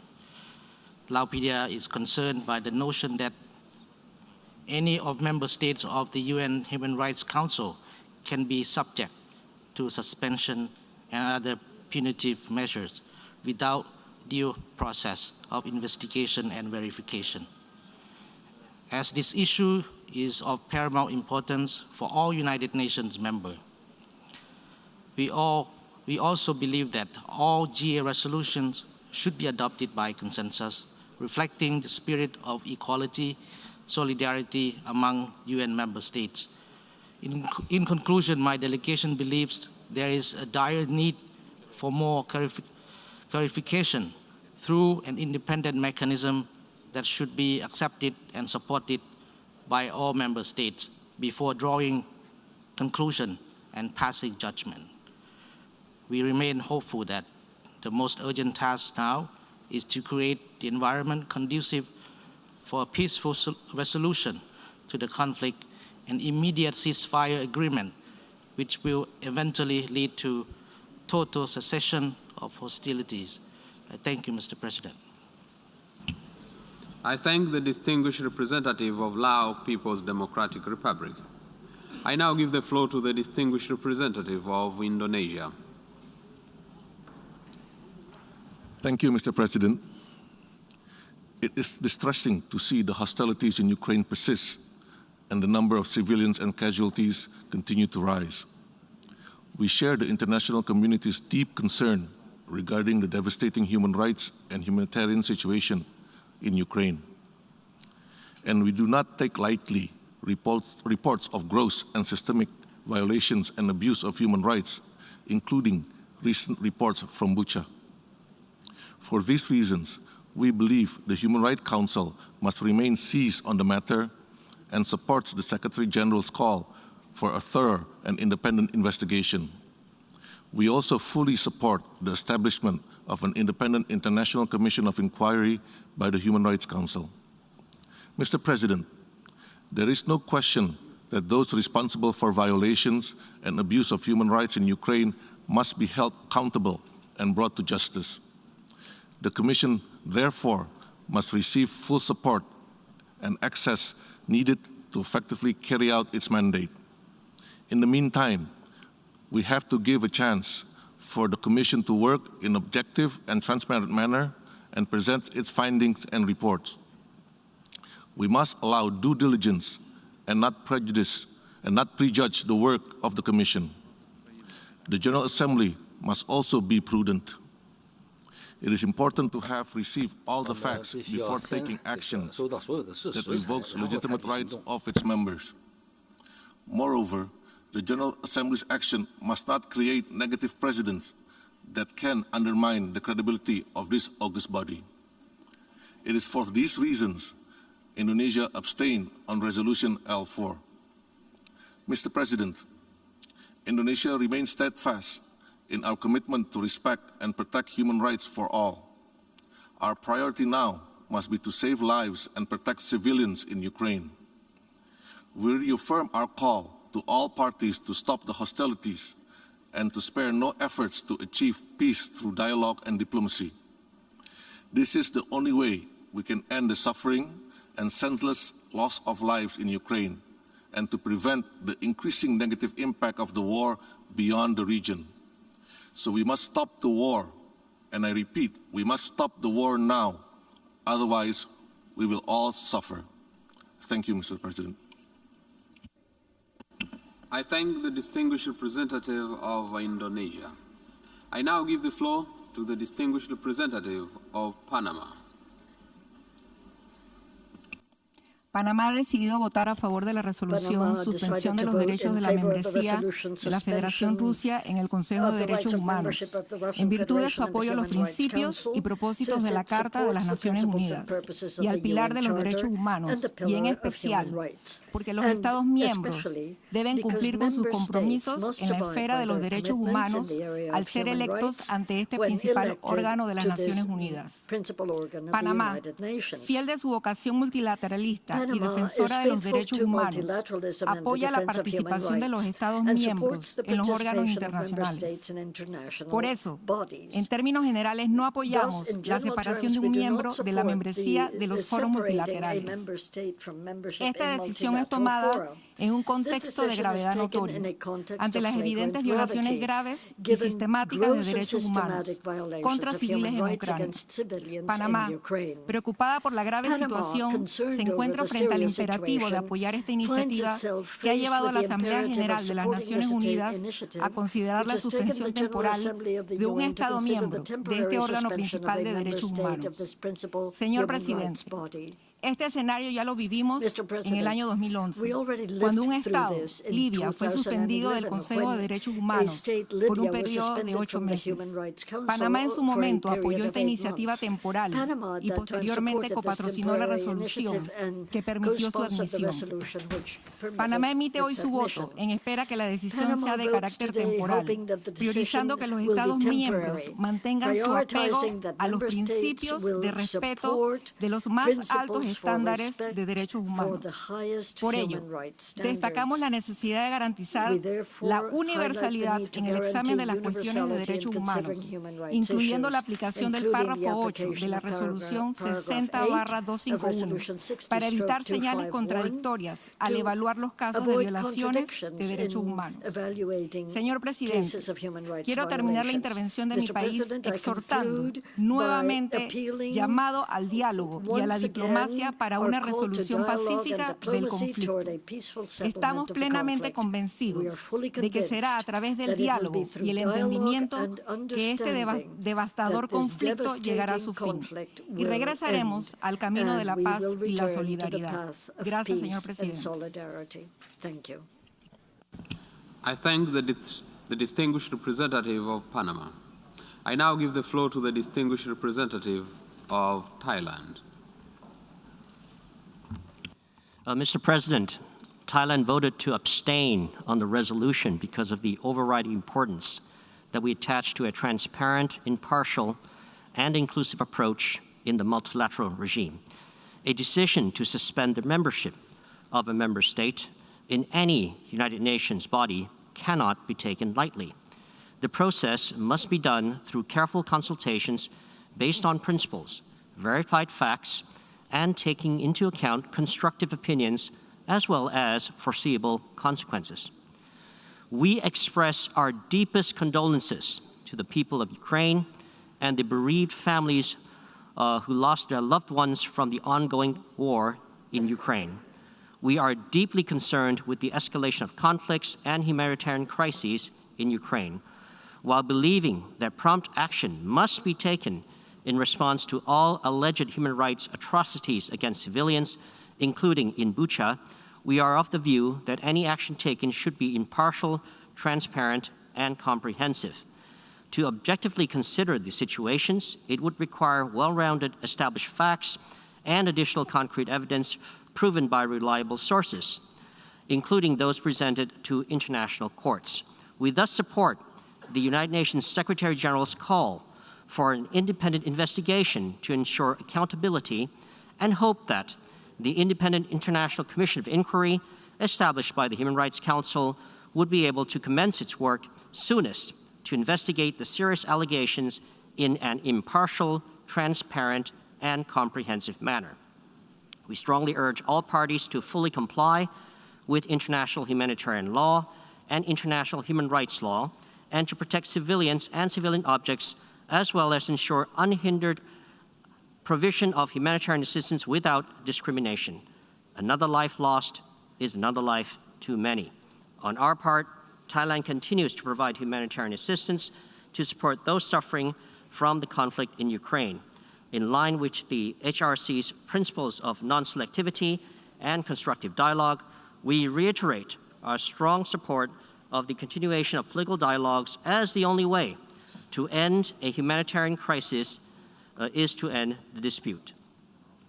Thus, Thailand once again calls for utmost efforts by all parties and the international community to cease and desist the aggravation of fighting and continue our maximum endeavor on ending the conflict. Thailand reiterates our call for a continuation of political dialogues between the concerned parties to find peaceful and sustainable solutions. Thank you, Mr. President. I thank the distinguished representative of Thailand. I now give the floor to the distinguished representative of Vietnam. Mr. President, Vietnam has maintained a principled and steadfast position in support of resolving conflicts by peaceful means and with respect for the United Nations Charter, international law, including the principles of sovereign equality, respect for independence and territorial integrity of states, and refrainment from the threat or use of force. We have followed closely with great concerns over the situation in Ukraine, with severe consequences for the people. It is with extreme concern that we learn of recent reports of great loss of life among innocent civilians. Vietnam opposes and condemns all forms of attacks against civilians in violation of international law, international humanitarian law, and international human rights law.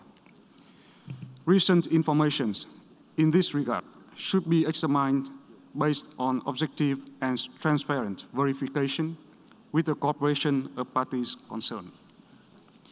We have time and again reiterated that it is imperative to immediately cease the use of force to avoid further civilian casualties and losses, as well as damages to civilian infrastructure.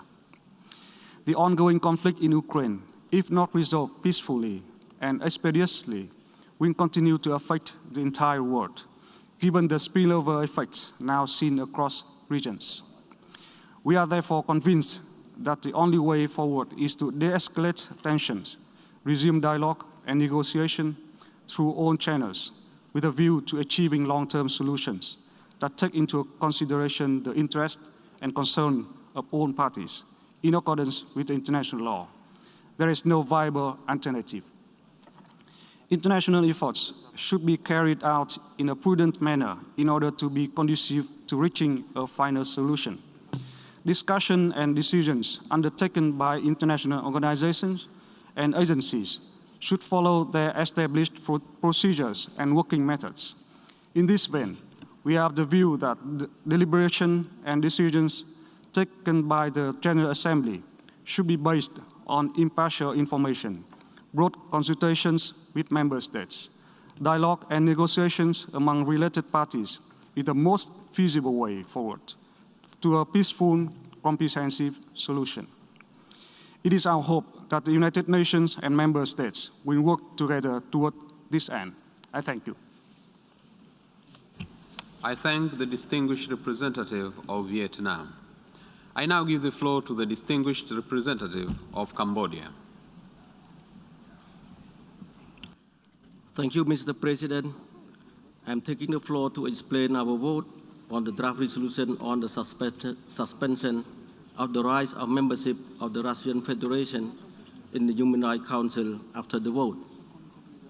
The spectrum of isolation of a member state through the suspension of its right in a UN body will not help resolve the conflict, but only trigger and intensify the situation. After a fragile time for world peace, security, and stability, the engagement among the member states in all relevant UN bodies, including Human Rights Council, is very important. Resolving the conflict in Ukraine based on the UN Charter and the international law through creating a conducive environment for diplomatic engagement and negotiation by the concerned parties should be the right path to be focused toward ending the tremendous human suffering and achieving a sustainable, peaceful solution in Ukraine. At this critical juncture, we must try to work in solidarity to address the conflict in Ukraine and to avoid creating a trust deficit among the membership. Building trust and confidence is absolutely important to deal with the current situation. With that explanation, Cambodia voted abstain on Resolution L4. I thank you, Mr. President. I thank the distinguished representative of Cambodia. I now give the floor to the distinguished representative of Uzbekistan. Mr. President, Uzbekistan adheres to a balanced, neutral position on the current situation in Ukraine and hope that the parties will find mutually acceptable ways to resolve the situation pursuing solely a political and diplomatic path based on the universally recognized principle and norms of international law.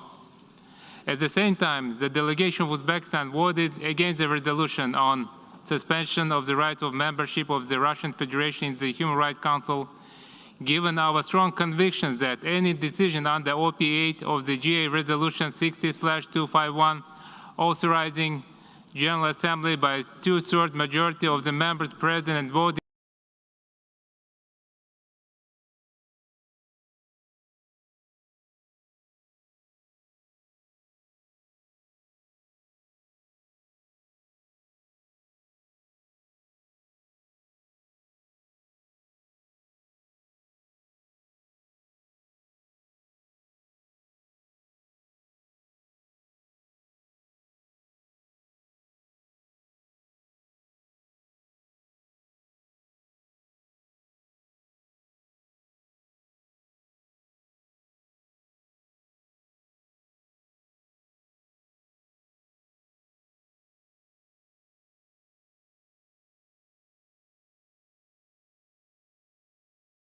Monitor developments, including the humanitarian situation on the ground. We are greatly disturbed with reports of alleged human rights abuses and violations. We firmly believe that those who commit gross violations of human rights must be held accountable. We also firmly believe that it is imperative that such atrocities be verified in an impartial, transparent, and credible manner.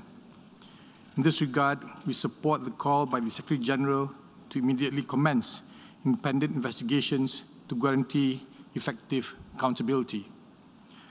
Thus, Malaysia is of the view that the critical decision, such as the suspension of a member of the Human Rights Council, must not be made in haste and should not prejudge the outcome of such investigations. A decision of such an important matter must be accorded the same equal treatment and due processes as in the past in the full spirit and letter of the Resolution 60/251. Taking into account all the aforementioned considerations, Malaysia has decided to abstain on the resolution presented today.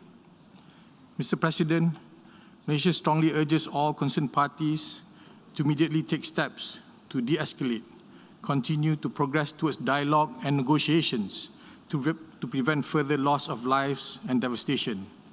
We reiterate the need to respect and protect civilian life and infrastructure. We also reiterate the call on all parties to fully comply with their obligations under international humanitarian law and international human rights law. I thank you, Mr. President. I thank the distinguished representative of Malaysia. I now give the floor to the distinguished representative of Singapore. Mr. President, Singapore abstained on the resolution that has just been adopted. Singapore condemns in the strongest possible terms the Russian Federation's invasion of Ukraine and continuing attacks on Ukrainian cities, civilians, and civilian infrastructure. We reiterate our full support for the sovereignty, political independence, and territorial integrity of Ukraine. Singapore's position on this has been clear and consistent from the beginning of this war. This is why we co-sponsored and voted in support of Resolution ES-11/1, Resolution ES-11/2, and also co-sponsored Human Rights Council Resolution 49/1. Mr. President, Singapore is gravely concerned and distressed by the latest reports and images from Bucha and other Ukrainian towns of high civilian casualties and destruction of civilian infrastructure. We strongly condemn any violations of human rights and international humanitarian law. In this regard, we urge the full and urgent implementation of Resolution ES-11/1, Resolution ES-11/2, and Human Rights Council Resolution 49/1. In particular, we note the establishment of an independent international commission of inquiry to investigate all alleged violations of abuses of human rights in Ukraine and await the completion of its work and its findings. There must be accountability for any gross and systematic human rights violations that have taken place in the war in Ukraine. We urge all parties to cooperate with the Commission and allow full and unhindered access for the Commission to gather evidence and conduct its work. We must spare no effort to protect the civilian population in Ukraine and to ensure safe and unhindered humanitarian access to all those in need. We continue to call on the Russian Federation to cease its offensive military operations immediately, to remain engaged in meaningful negotiations with Ukraine, and to work towards a peaceful settlement in accordance with the UN Charter and international law. Thank you, Mr. President. I thank the distinguished representative of Singapore. I now give the floor to the distinguished representative of Brunei Darussalam. Bismillahirrahmanirrahim. Mr. President, Brunei Darussalam expresses concern over the escalation of tension and military action in Ukraine and continues to closely monitor developments in the country. Brunei Darussalam condemns any violation of sovereignty, independence, and territorial integrity of any country and reiterates the importance of upholding the principle of a rule-based framework and respect the international law. Brunei Darussalam strongly believes that constructive dialogue and engagement among all parties concerned is essential to seek a peaceful solution. We further believe that the suspension of member states is counterproductive in addressing any concern and may further aggravate the already dire situation. Brunei Darussalam reiterates the importance of diplomacy and further calls on all parties directly involved to de-escalate tension and settle all differences by peaceful means without resorting to the threat or use of force in accordance with the UN Charter and international law in the interest of maintaining international peace and stability. I thank you, Mr. President. I thank the distinguished representative of Brunei Darussalam. I now give the floor to the distinguished representative of Kuwait.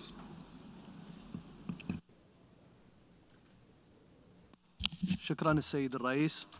لقد صوتت دولة الكويت بالامتناع عن التصويت على مشروع القرار الذي تم اعتماده للتو في هذه الجلسة الاستثنائية الطارئة للجمعية العامة انطلاقا من التزامها بتعزيز وحماية حقوق الإنسان والحفاظ على الأجهزة الدولية المنشأة لهذا الغرض من التسييس والانتقائية وازدواجية المعايير وتشجيع الحوار وانتهاج الموضوعية عند تناول مسائل حقوق الإنسان.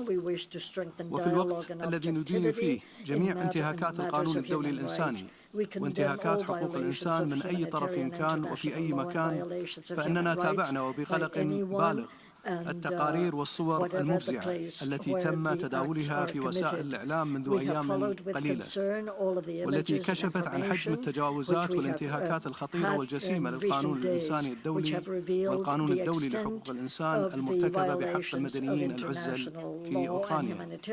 ونؤيد في هذا الشأن دعوة الأمين العام للأمم المتحدة لإجراء تحقيق دولي مستقل ومحايد وشفاف في هذه الجرائم وتحديد المسؤولين عنها ومحاسبتهم. ونجدد دعوتنا لأطراف النزاع بأن تحترم التزاماتها بموجب القانون الدولي الإنساني بما في ذلك اتفاقيات جنيف لعام 1949 والبروتوكولات الإضافية الملحقة بها والقانون الدولي للاجئين لحماية المدنيين والأعيان المدنية واحترام وحماية العاملين في المجال الطبي والإنساني وقوافل الإغاثة الإنسانية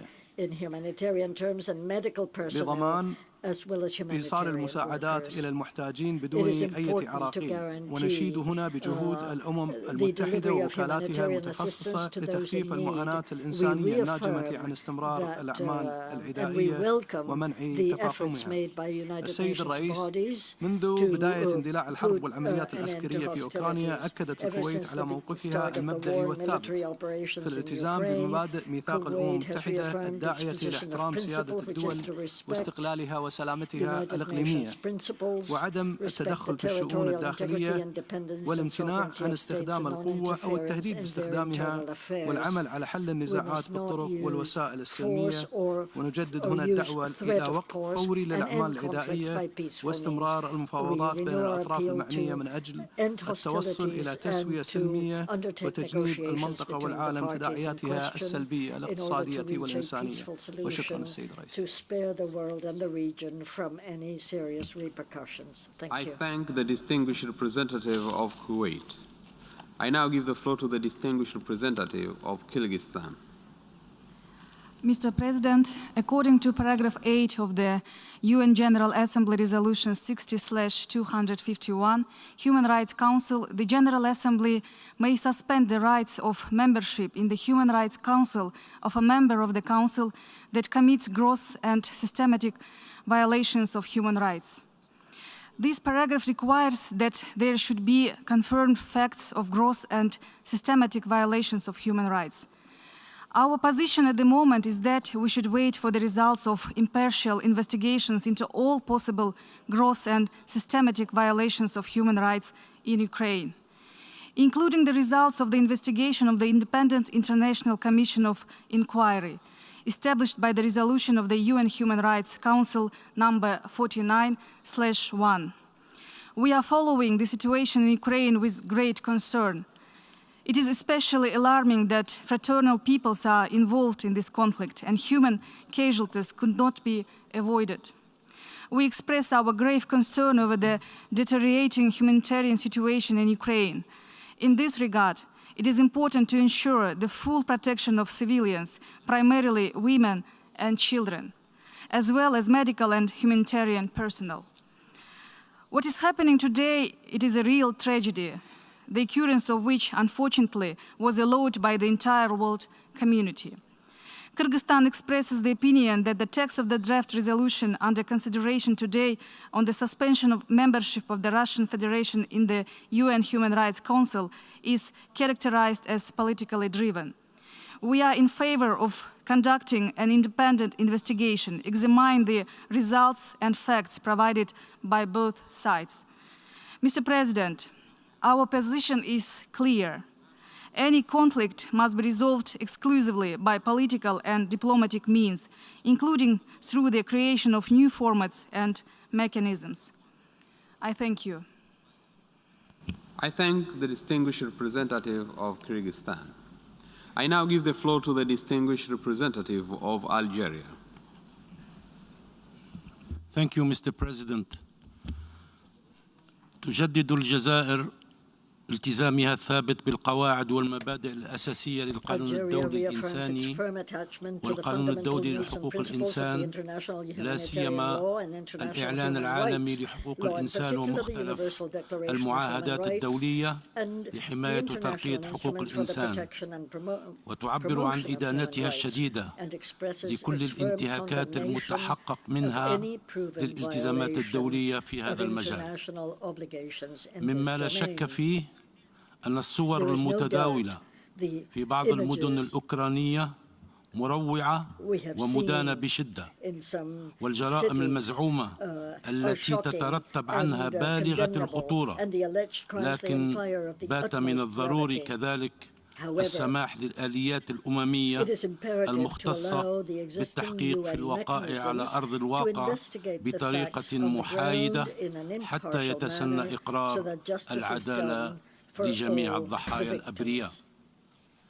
إن ضمان قيام آليات الأمم المتحدة المختصة بولاياتها ومهامها وفقا لقواعد القانون الدولي وقرارات الأمم المتحدة ذات الصلة، بعيدا عن أي تدخل أو حكم مسبق يشكل بالنسبة للجزائر شرطا لا غنى عنه لإثبات الوقائع بشأن أي انتهاكات صارخة وممنهجة لحقوق الإنسان. وفي هذا الصدد تدعو الجزائر إلى احترام مبادئ العالمية الموضوعية واللا انتقائية التي تشكل حجر الزاوية في عمل مجلس حقوق الإنسان، مع النأي بهذا الأخير عن أي تجاذبات سياسية من شأنها التأثير على دور ومهام هذه الهيئة الأممية المحورية وتعاطيها الحيادي مع مسائل حقوق الإنسان، بما يعزز سبل الحوار والتعاون البناءين. ويرى وفد بلادي أن الجهود الدولية المتعددة الأطراف تستوجب تعزيز الحوار والتعاون بعيدا عن أي إقصاء، بغض النظر عن اختلافات المواقف ومدى تبايناتها. إن الرغبة في تعليق عضوية أي دولة منتخبة من قبل المجموعة الدولية ومن أي هيئة أممية ليس من شأنه أن يساهم في تعزيز روح العمل والتعاون متعدد الأطراف. إن الجزائر التي تؤكد مجددا دعمها للمفاوضات المباشرة بين روسيا وأوكرانيا من أجل وقف العمليات العسكرية والتكفل العاجل بالأزمة الإنسانية تجدد دعوتها لتكثيف الجهود الدبلوماسية الدولية الرامية لحل الأزمة الراهنة بما يمكن من منع الانهيار المتزايد للمعايير الدبلوماسية والتوصل في أقرب وقت ممكن إلى حل سياسي يضمن الحفاظ على سيادة الدول وسلامة أراضيها ومصالحها الحيوية المشروعة. إن بلادي التي انخرطت بحسن نية في جهود المساعي الحميدة في إطار مجموعة الاتصال العربية التي اجتمعت مؤخرا بالأطراف المعنية تهيب بالمجتمع الدولي الامتناع عن أي عمل من شأنه أن يحيق المفاوضات الجارية ويطيل أمد الأزمة التي أصبحت الآن عواقبها الوخيمة وبأبعادها المتعددة تؤثر سلبا على جميع دول العالم. وعلى أساس هذه الأسباب وهذه الاعتبارات فإن وفد الجزائر صوت ضد مشروع القرار. I thank you, Mr. President. I thank the distinguished representative of Algeria. I now give the floor to the distinguished representative of Peru. Gracias, señor presidente. Thank you, Mr. President. El Perú ha votado a favor del proyecto A/ES-11/L4 pensando en las víctimas y en el entendido que la decisión adoptada se fundamenta en las facultades generales de la Asamblea General contenidas en el artículo 10 de la Carta y de manera específica en el artículo 8 de la Resolución 60/251 de la Asamblea, que la faculta con una mayoría de 2/3 a suspender la membresía de un Estado miembro en el Consejo de Derechos Humanos cuando éste haya incurrido en graves y sistemáticas violaciones a los derechos humanos. El acto de agresión y el uso de la fuerza contra la soberanía y la integridad territorial de un Estado comporta de suyo un patrón de violación de los derechos humanos de la población afectada. El gobierno del Perú considera que este procedimiento, aplicado por segunda vez en la historia del Consejo de Derechos Humanos, debe ejercerse sin ningún criterio de selectividad ni discriminación de naturaleza alguna. La suspensión en el futuro debería invocarse en toda situación análoga al presente caso, donde concurran los actos de uso de la fuerza, violación de la integridad territorial de otro Estado y violaciones de los derechos humanos. En ese contexto, el de una resolución adoptada en el ámbito de las responsabilidades y el mandato de la Asamblea General, el gobierno del Perú considera que ella no prejuzga las acciones de tutela que están realizando o pueden realizar los diversos mecanismos del Consejo de Derechos Humanos. Estas investigaciones deben realizarse sin ningún tipo de predeterminación política, con independencia, neutralidad y en función exclusiva de los derechos de las víctimas, su protección y la lucha contra la impunidad.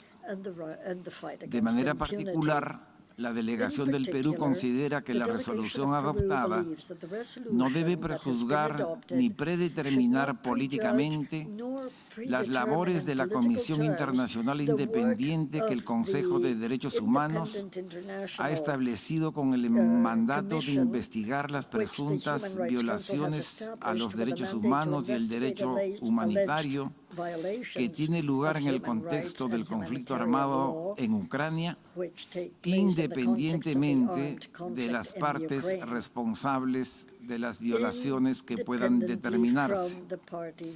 Estas investigaciones deben realizarse bajo los principios reconocidos internacionalmente de independencia, celeridad, objetividad y no discriminación. Esto es más urgente e imperativo para la investigación de las matanzas producidas en la localidad de Berkshire. Muchas gracias, señor presidente. I thank the distinguished representative of Peru. I now give the floor to the distinguished representative of Saudi Arabia.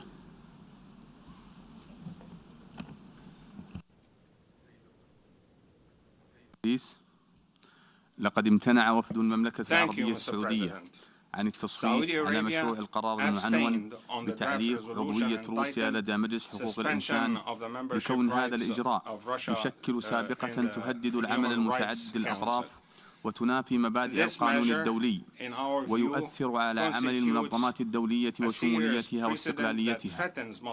السيد الرئيس، بينما تتابع بلادي ببالغ القلق والأسف ما آلت إليه تداعيات الأوضاع في جمهورية أوكرانيا لا سيما الإنسانية منها، فإن المملكة العربية السعودية تدين كافة انتهاكات القانون الدولي الإنساني بجميع صوره وأشكاله أينما كانت، وتؤمن بأهمية حماية المدنيين والمواقع المدنية في مناطق النزاعات، إلا أنه في الوقت ذاته فإن بلادي تنظر إلى أن التوجه نحو تعليق عضوية روسيا في مجلس حقوق الإنسان باعتباره خطوة تصعيدية من شأنها أن تزيد من حدة الأوضاع المتوترة في الأساس، وأن هذه الخطوة لا تسيس عمل المجلس فحسب، بل تجعله ذو طابع أحادي لا يعطي اهتماما للأطراف الأخرى للدفاع عن مواقفها.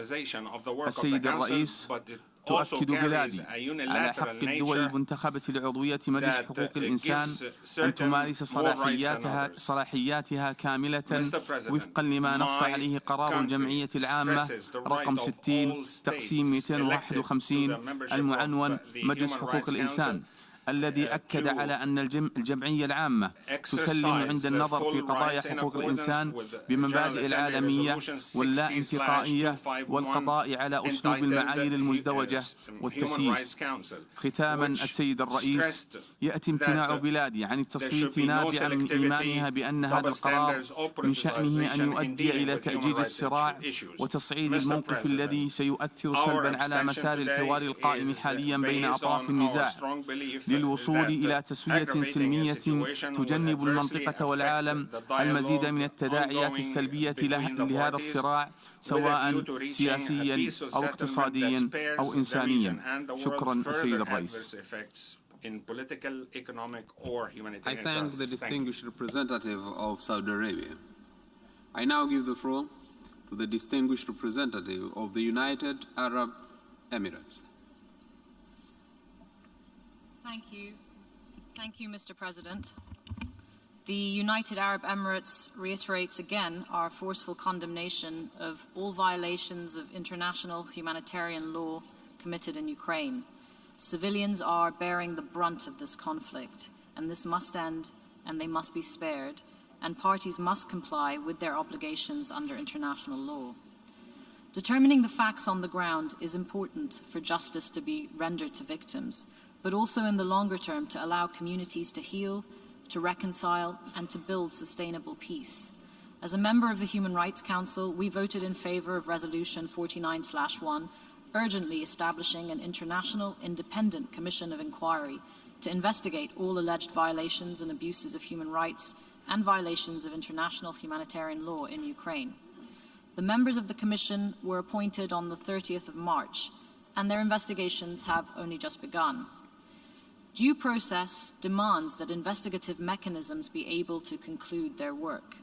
Today, we decided to abstain on this resolution because we need to ensure that any decision we take in this General Assembly is based on due process in line with Resolution 60/251. The United Nations is based on the premise of dialogue and constructive engagement with each other, and even with those who hold opposing views to us. The organizations that make up our international system We're not established to be a club for the like-minded. We need to preserve spaces in the multilateral arena to talk to each other and not just at each other. And that idea is in the foundational DNA of this organization. Our collective strength lies in our inclusivity. So now is the time to double down on diplomatic outreach in order to reach an immediate cessation of hostilities throughout Ukraine. And we support the ongoing negotiations between Ukraine and Russia and offer our full support to all mediation efforts. Now it is time to find a way through this conflict towards peace. Thank you, Mr. President. I thank the distinguished representative of the United Arab Emirates. I now give the floor to the distinguished representative of Kiribati.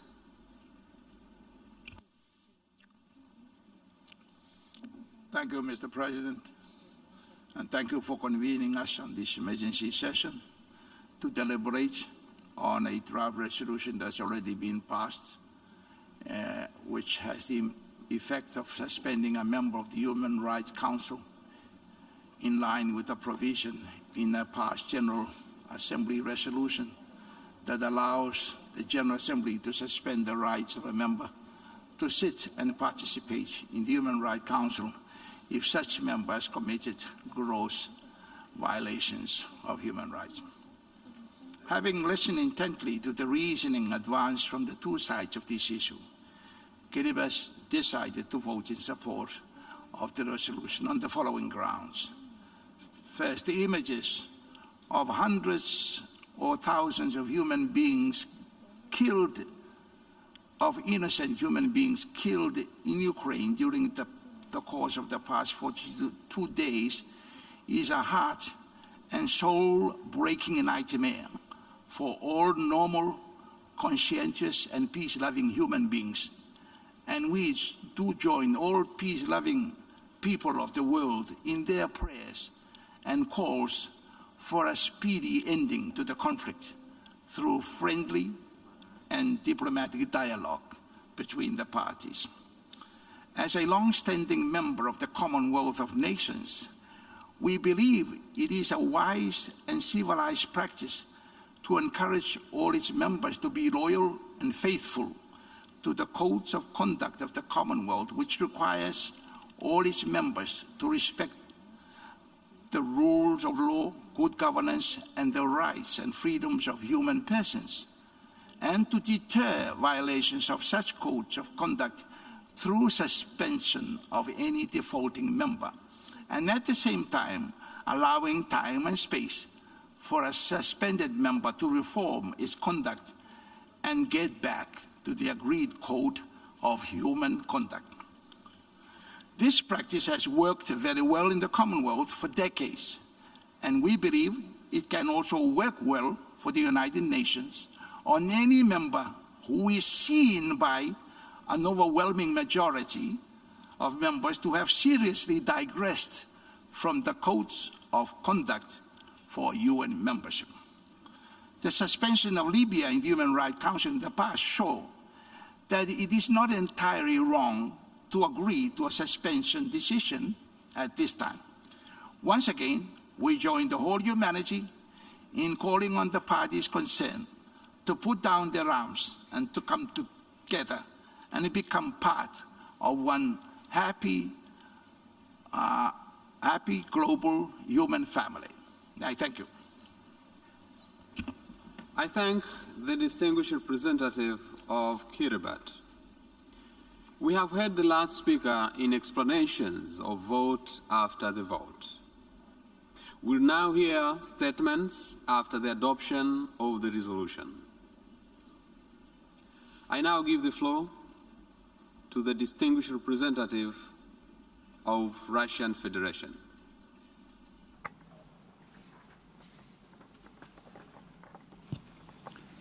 Thank you, Mr. President. Российская сторона рассматривает принятую Генеральной Ассамблеей ООН резолюцию о приостановлении членства Российской Федерации в Совете ООН по правам человека в качестве неправомерного и политически мотивированного шага в целях демонстративного наказания суверенного государства-члена ООН, осуществляющего независимую внутреннюю и внешнюю политику. Я уполномочен сделать следующее заявление. Российская Федерация приняла решение о досрочном прекращении 7 апреля 2022 года своих полномочий члена Совета ООН по правам человека. Россия всегда рассматривала Совет ООН по правам человека в качестве важного компонента универсальной системы поощрения и защиты прав человека, главная роль которого заключается в содействии развитию конструктивного и максимально деполитизированного международного диалога по ключевым вопросам правозащитной повестки дня. К сожалению, в современных условиях Совет фактически монополизирован одной группой государств, использующих его в своих конъюнктурных целях.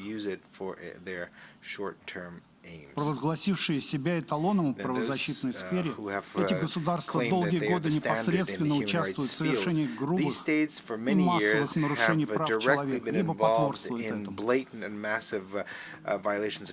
Несмотря на свой статус членов Совета, они не готовы поступиться своими корыстными политическими и экономическими интересами ради реального содействия стабилизации правозащитной ситуации в отдельных странах.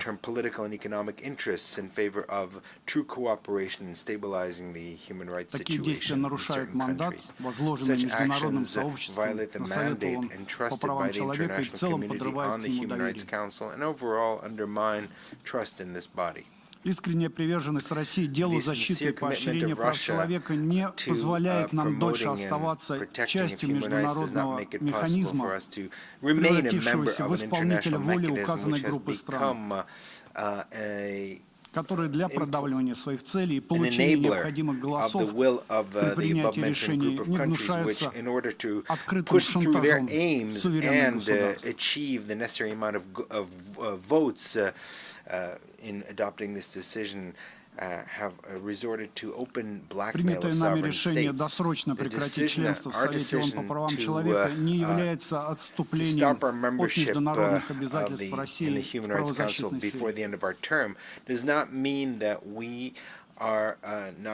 Российская Федерация и далее намерена вносить весомый вклад в укрепление конструктивного диалога по правам человека, вовлечение всех заинтересованных сторон в процесс коллективной выработки и принятия решений, отвечающих интересам всех групп государств. Я благодарю вас, господин председатель.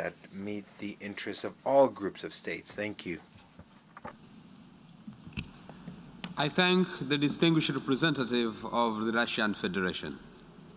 I now give the floor to the distinguished representative of the European Union.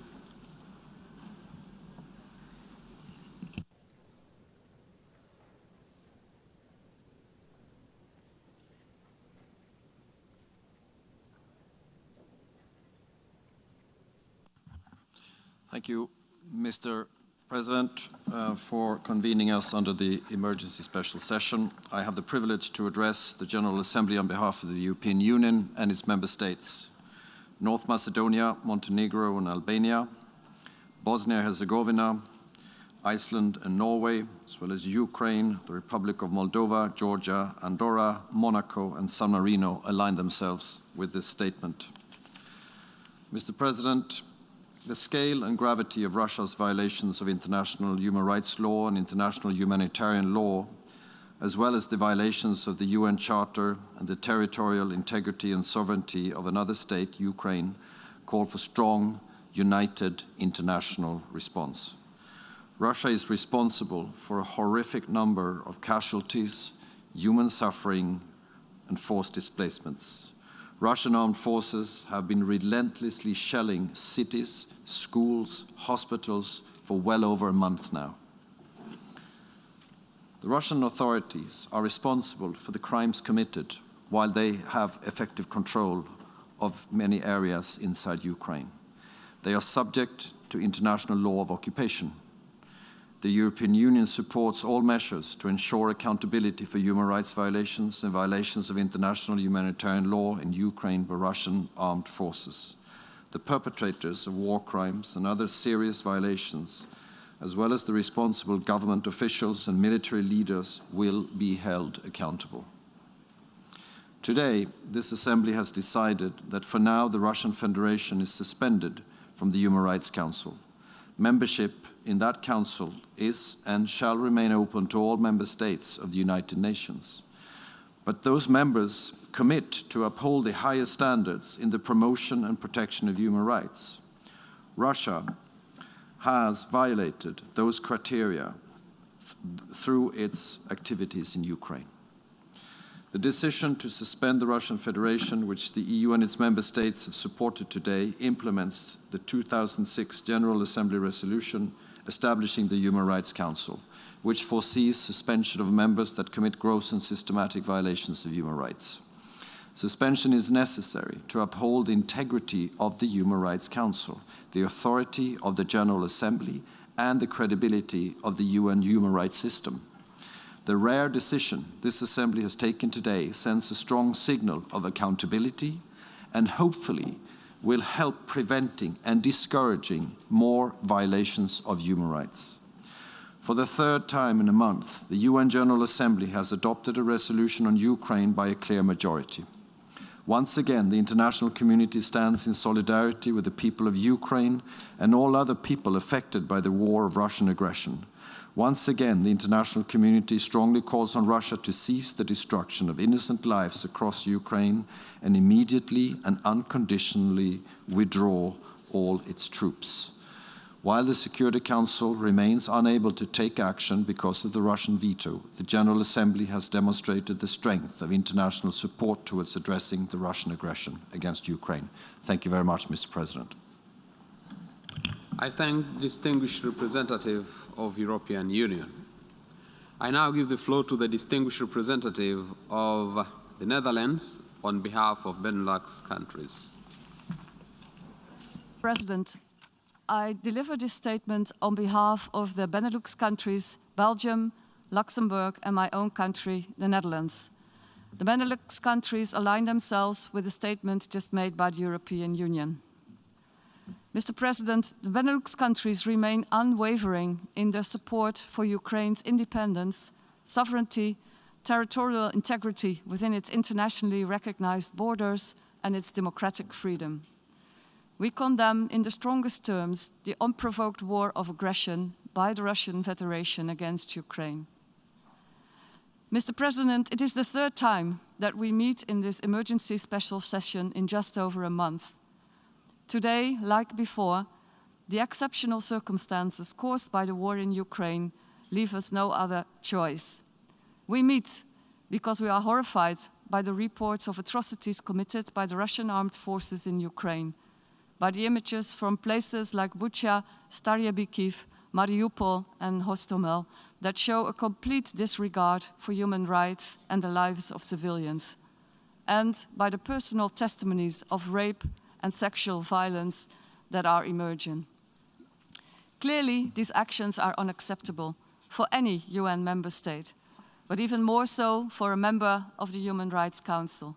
It is therefore important that the General Assembly has just voted to take the exceptional step to suspend the membership of the Russian Federation of the Human Rights Council.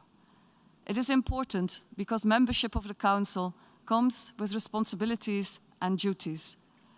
Resolution 60/251, which established the Council, clearly states that Council members shall, and I quote, uphold the highest standards in the promotion and protection of human rights. Holding a seat in the Human Rights Council is not a free ride. The Benelux countries, as recent and current members of the Human Rights Councils, are strong supporters of its mandate, and we note that members sign up to a heightened level of public scrutiny and commit to engage with the Council in a spirit of dialogue, cooperation and self-reflection, grounded in a desire to use their membership to strengthen the enjoyment of human rights at home and abroad. It is clear that with its actions in Ukraine, the Russian Federation is failing its responsibilities as a member of the Human Rights Council. But, Mr. President, this is not just about the Human Rights Council. What is at stake is the credibility of the UN as a whole. The UN Secretary General, in his statement to the Security Council on Tuesday, clearly stated that the war in Ukraine is one of the greatest challenges ever to the international order and the global peace architecture that was founded on the United Nations Charter. That is what is at stake if we allow the Russian Federation to commit these crimes without consequences. In its resolution on March the 2nd, the General Assembly called upon the Russian Federation to abide by the principles set forth in the Charter. And yet, we are confronted with the opposite, further violations of that same Charter. Mr. President, my final point is on accountability. I am repeating the call by the UN Secretary General and the High Commissioner for Human Rights that all efforts be made to ensure an independent and effective investigation into what happened in Bucha and other places. We therefore fully support the work of the Commission of Inquiry that was established by the Human Rights Council and the essential role of the International Criminal Court when it comes to investigating possible war crimes, crimes against humanity, and genocide. These efforts complement the investigations undertaken by the Prosecutor General of Ukraine, which the EU stands ready to support. So let's be clear. The perpetrators of these crimes are being watched and evidence is being compiled with a view to their prosecution. We owe it to the victims and the family to find the truth and to provide justice and accountability. Mr. President, there is of course a solution to stop these atrocities. The Russian Federation chose to start this war of aggression against Ukraine. It can also choose to stop it, to immediately cease hostilities, withdraw its troops, and fully respect international humanitarian and human rights law. I thank you, Mr. President. I thank the distinguished representative of the Netherlands. I now give the floor to the distinguished representative of Lithuania on behalf of the Baltic countries. United Kingdom, point of order. So, point of order. There is a point of order requested by the United Kingdom, and I would wish now to give the floor to the United Kingdom for the point of order. Many thanks, Mr. President. We're very sorry to take the floor and interrupt the flow of statements, but we would like to seek urgent clarification from the Russian delegation as to what precisely they just said in their statement. This General Assembly voted just a few moments ago to suspend them from the Human Rights Council, and that is now done. But it seemed to us that they were suggesting that they were also withdrawing from the Human Rights Council, which has a different effect. Now, setting aside the fact that that sounds like someone who has just been fired, tendering their resignation, may we just ask the Russian delegation to be precise on this point? Are they going to be sending a note verbale to member states and to the relevant authorities indicating their full and formal withdrawal from the Human Rights Council for the remainder of their term? We think that has a different effect in terms of the next actions that need to be taken and their status. Thank you, Mr. President.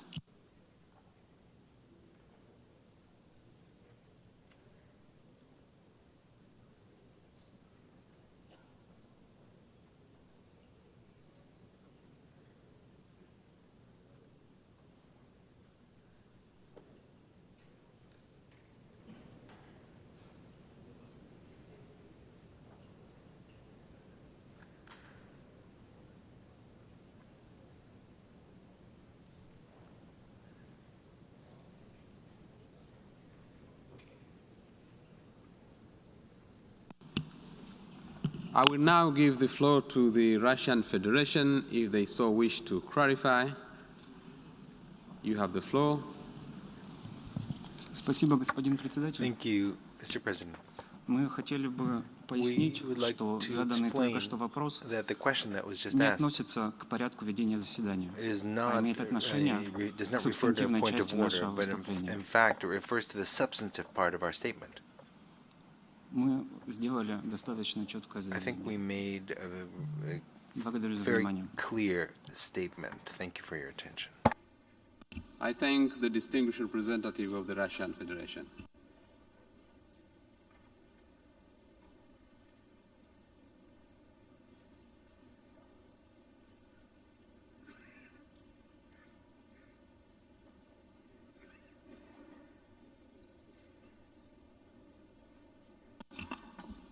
I note that France is asking the floor for the point of order, and I give the floor to the distinguished representative of France. Merci, Monsieur le Président. Mon intervention n'était pas liée au point d'ordre, mais peut-être que les interprètes pourraient donner la précision. Nous pensons qu'il y a une divergence entre la version anglaise et la version française, puisque nous avons posé la question également de ce qu'était réellement la déclaration de la Fédération de Russie. Merci. I thank the distinguished representative of France for the statement. We have heard the last speaker in the statement after adoption of for this meeting.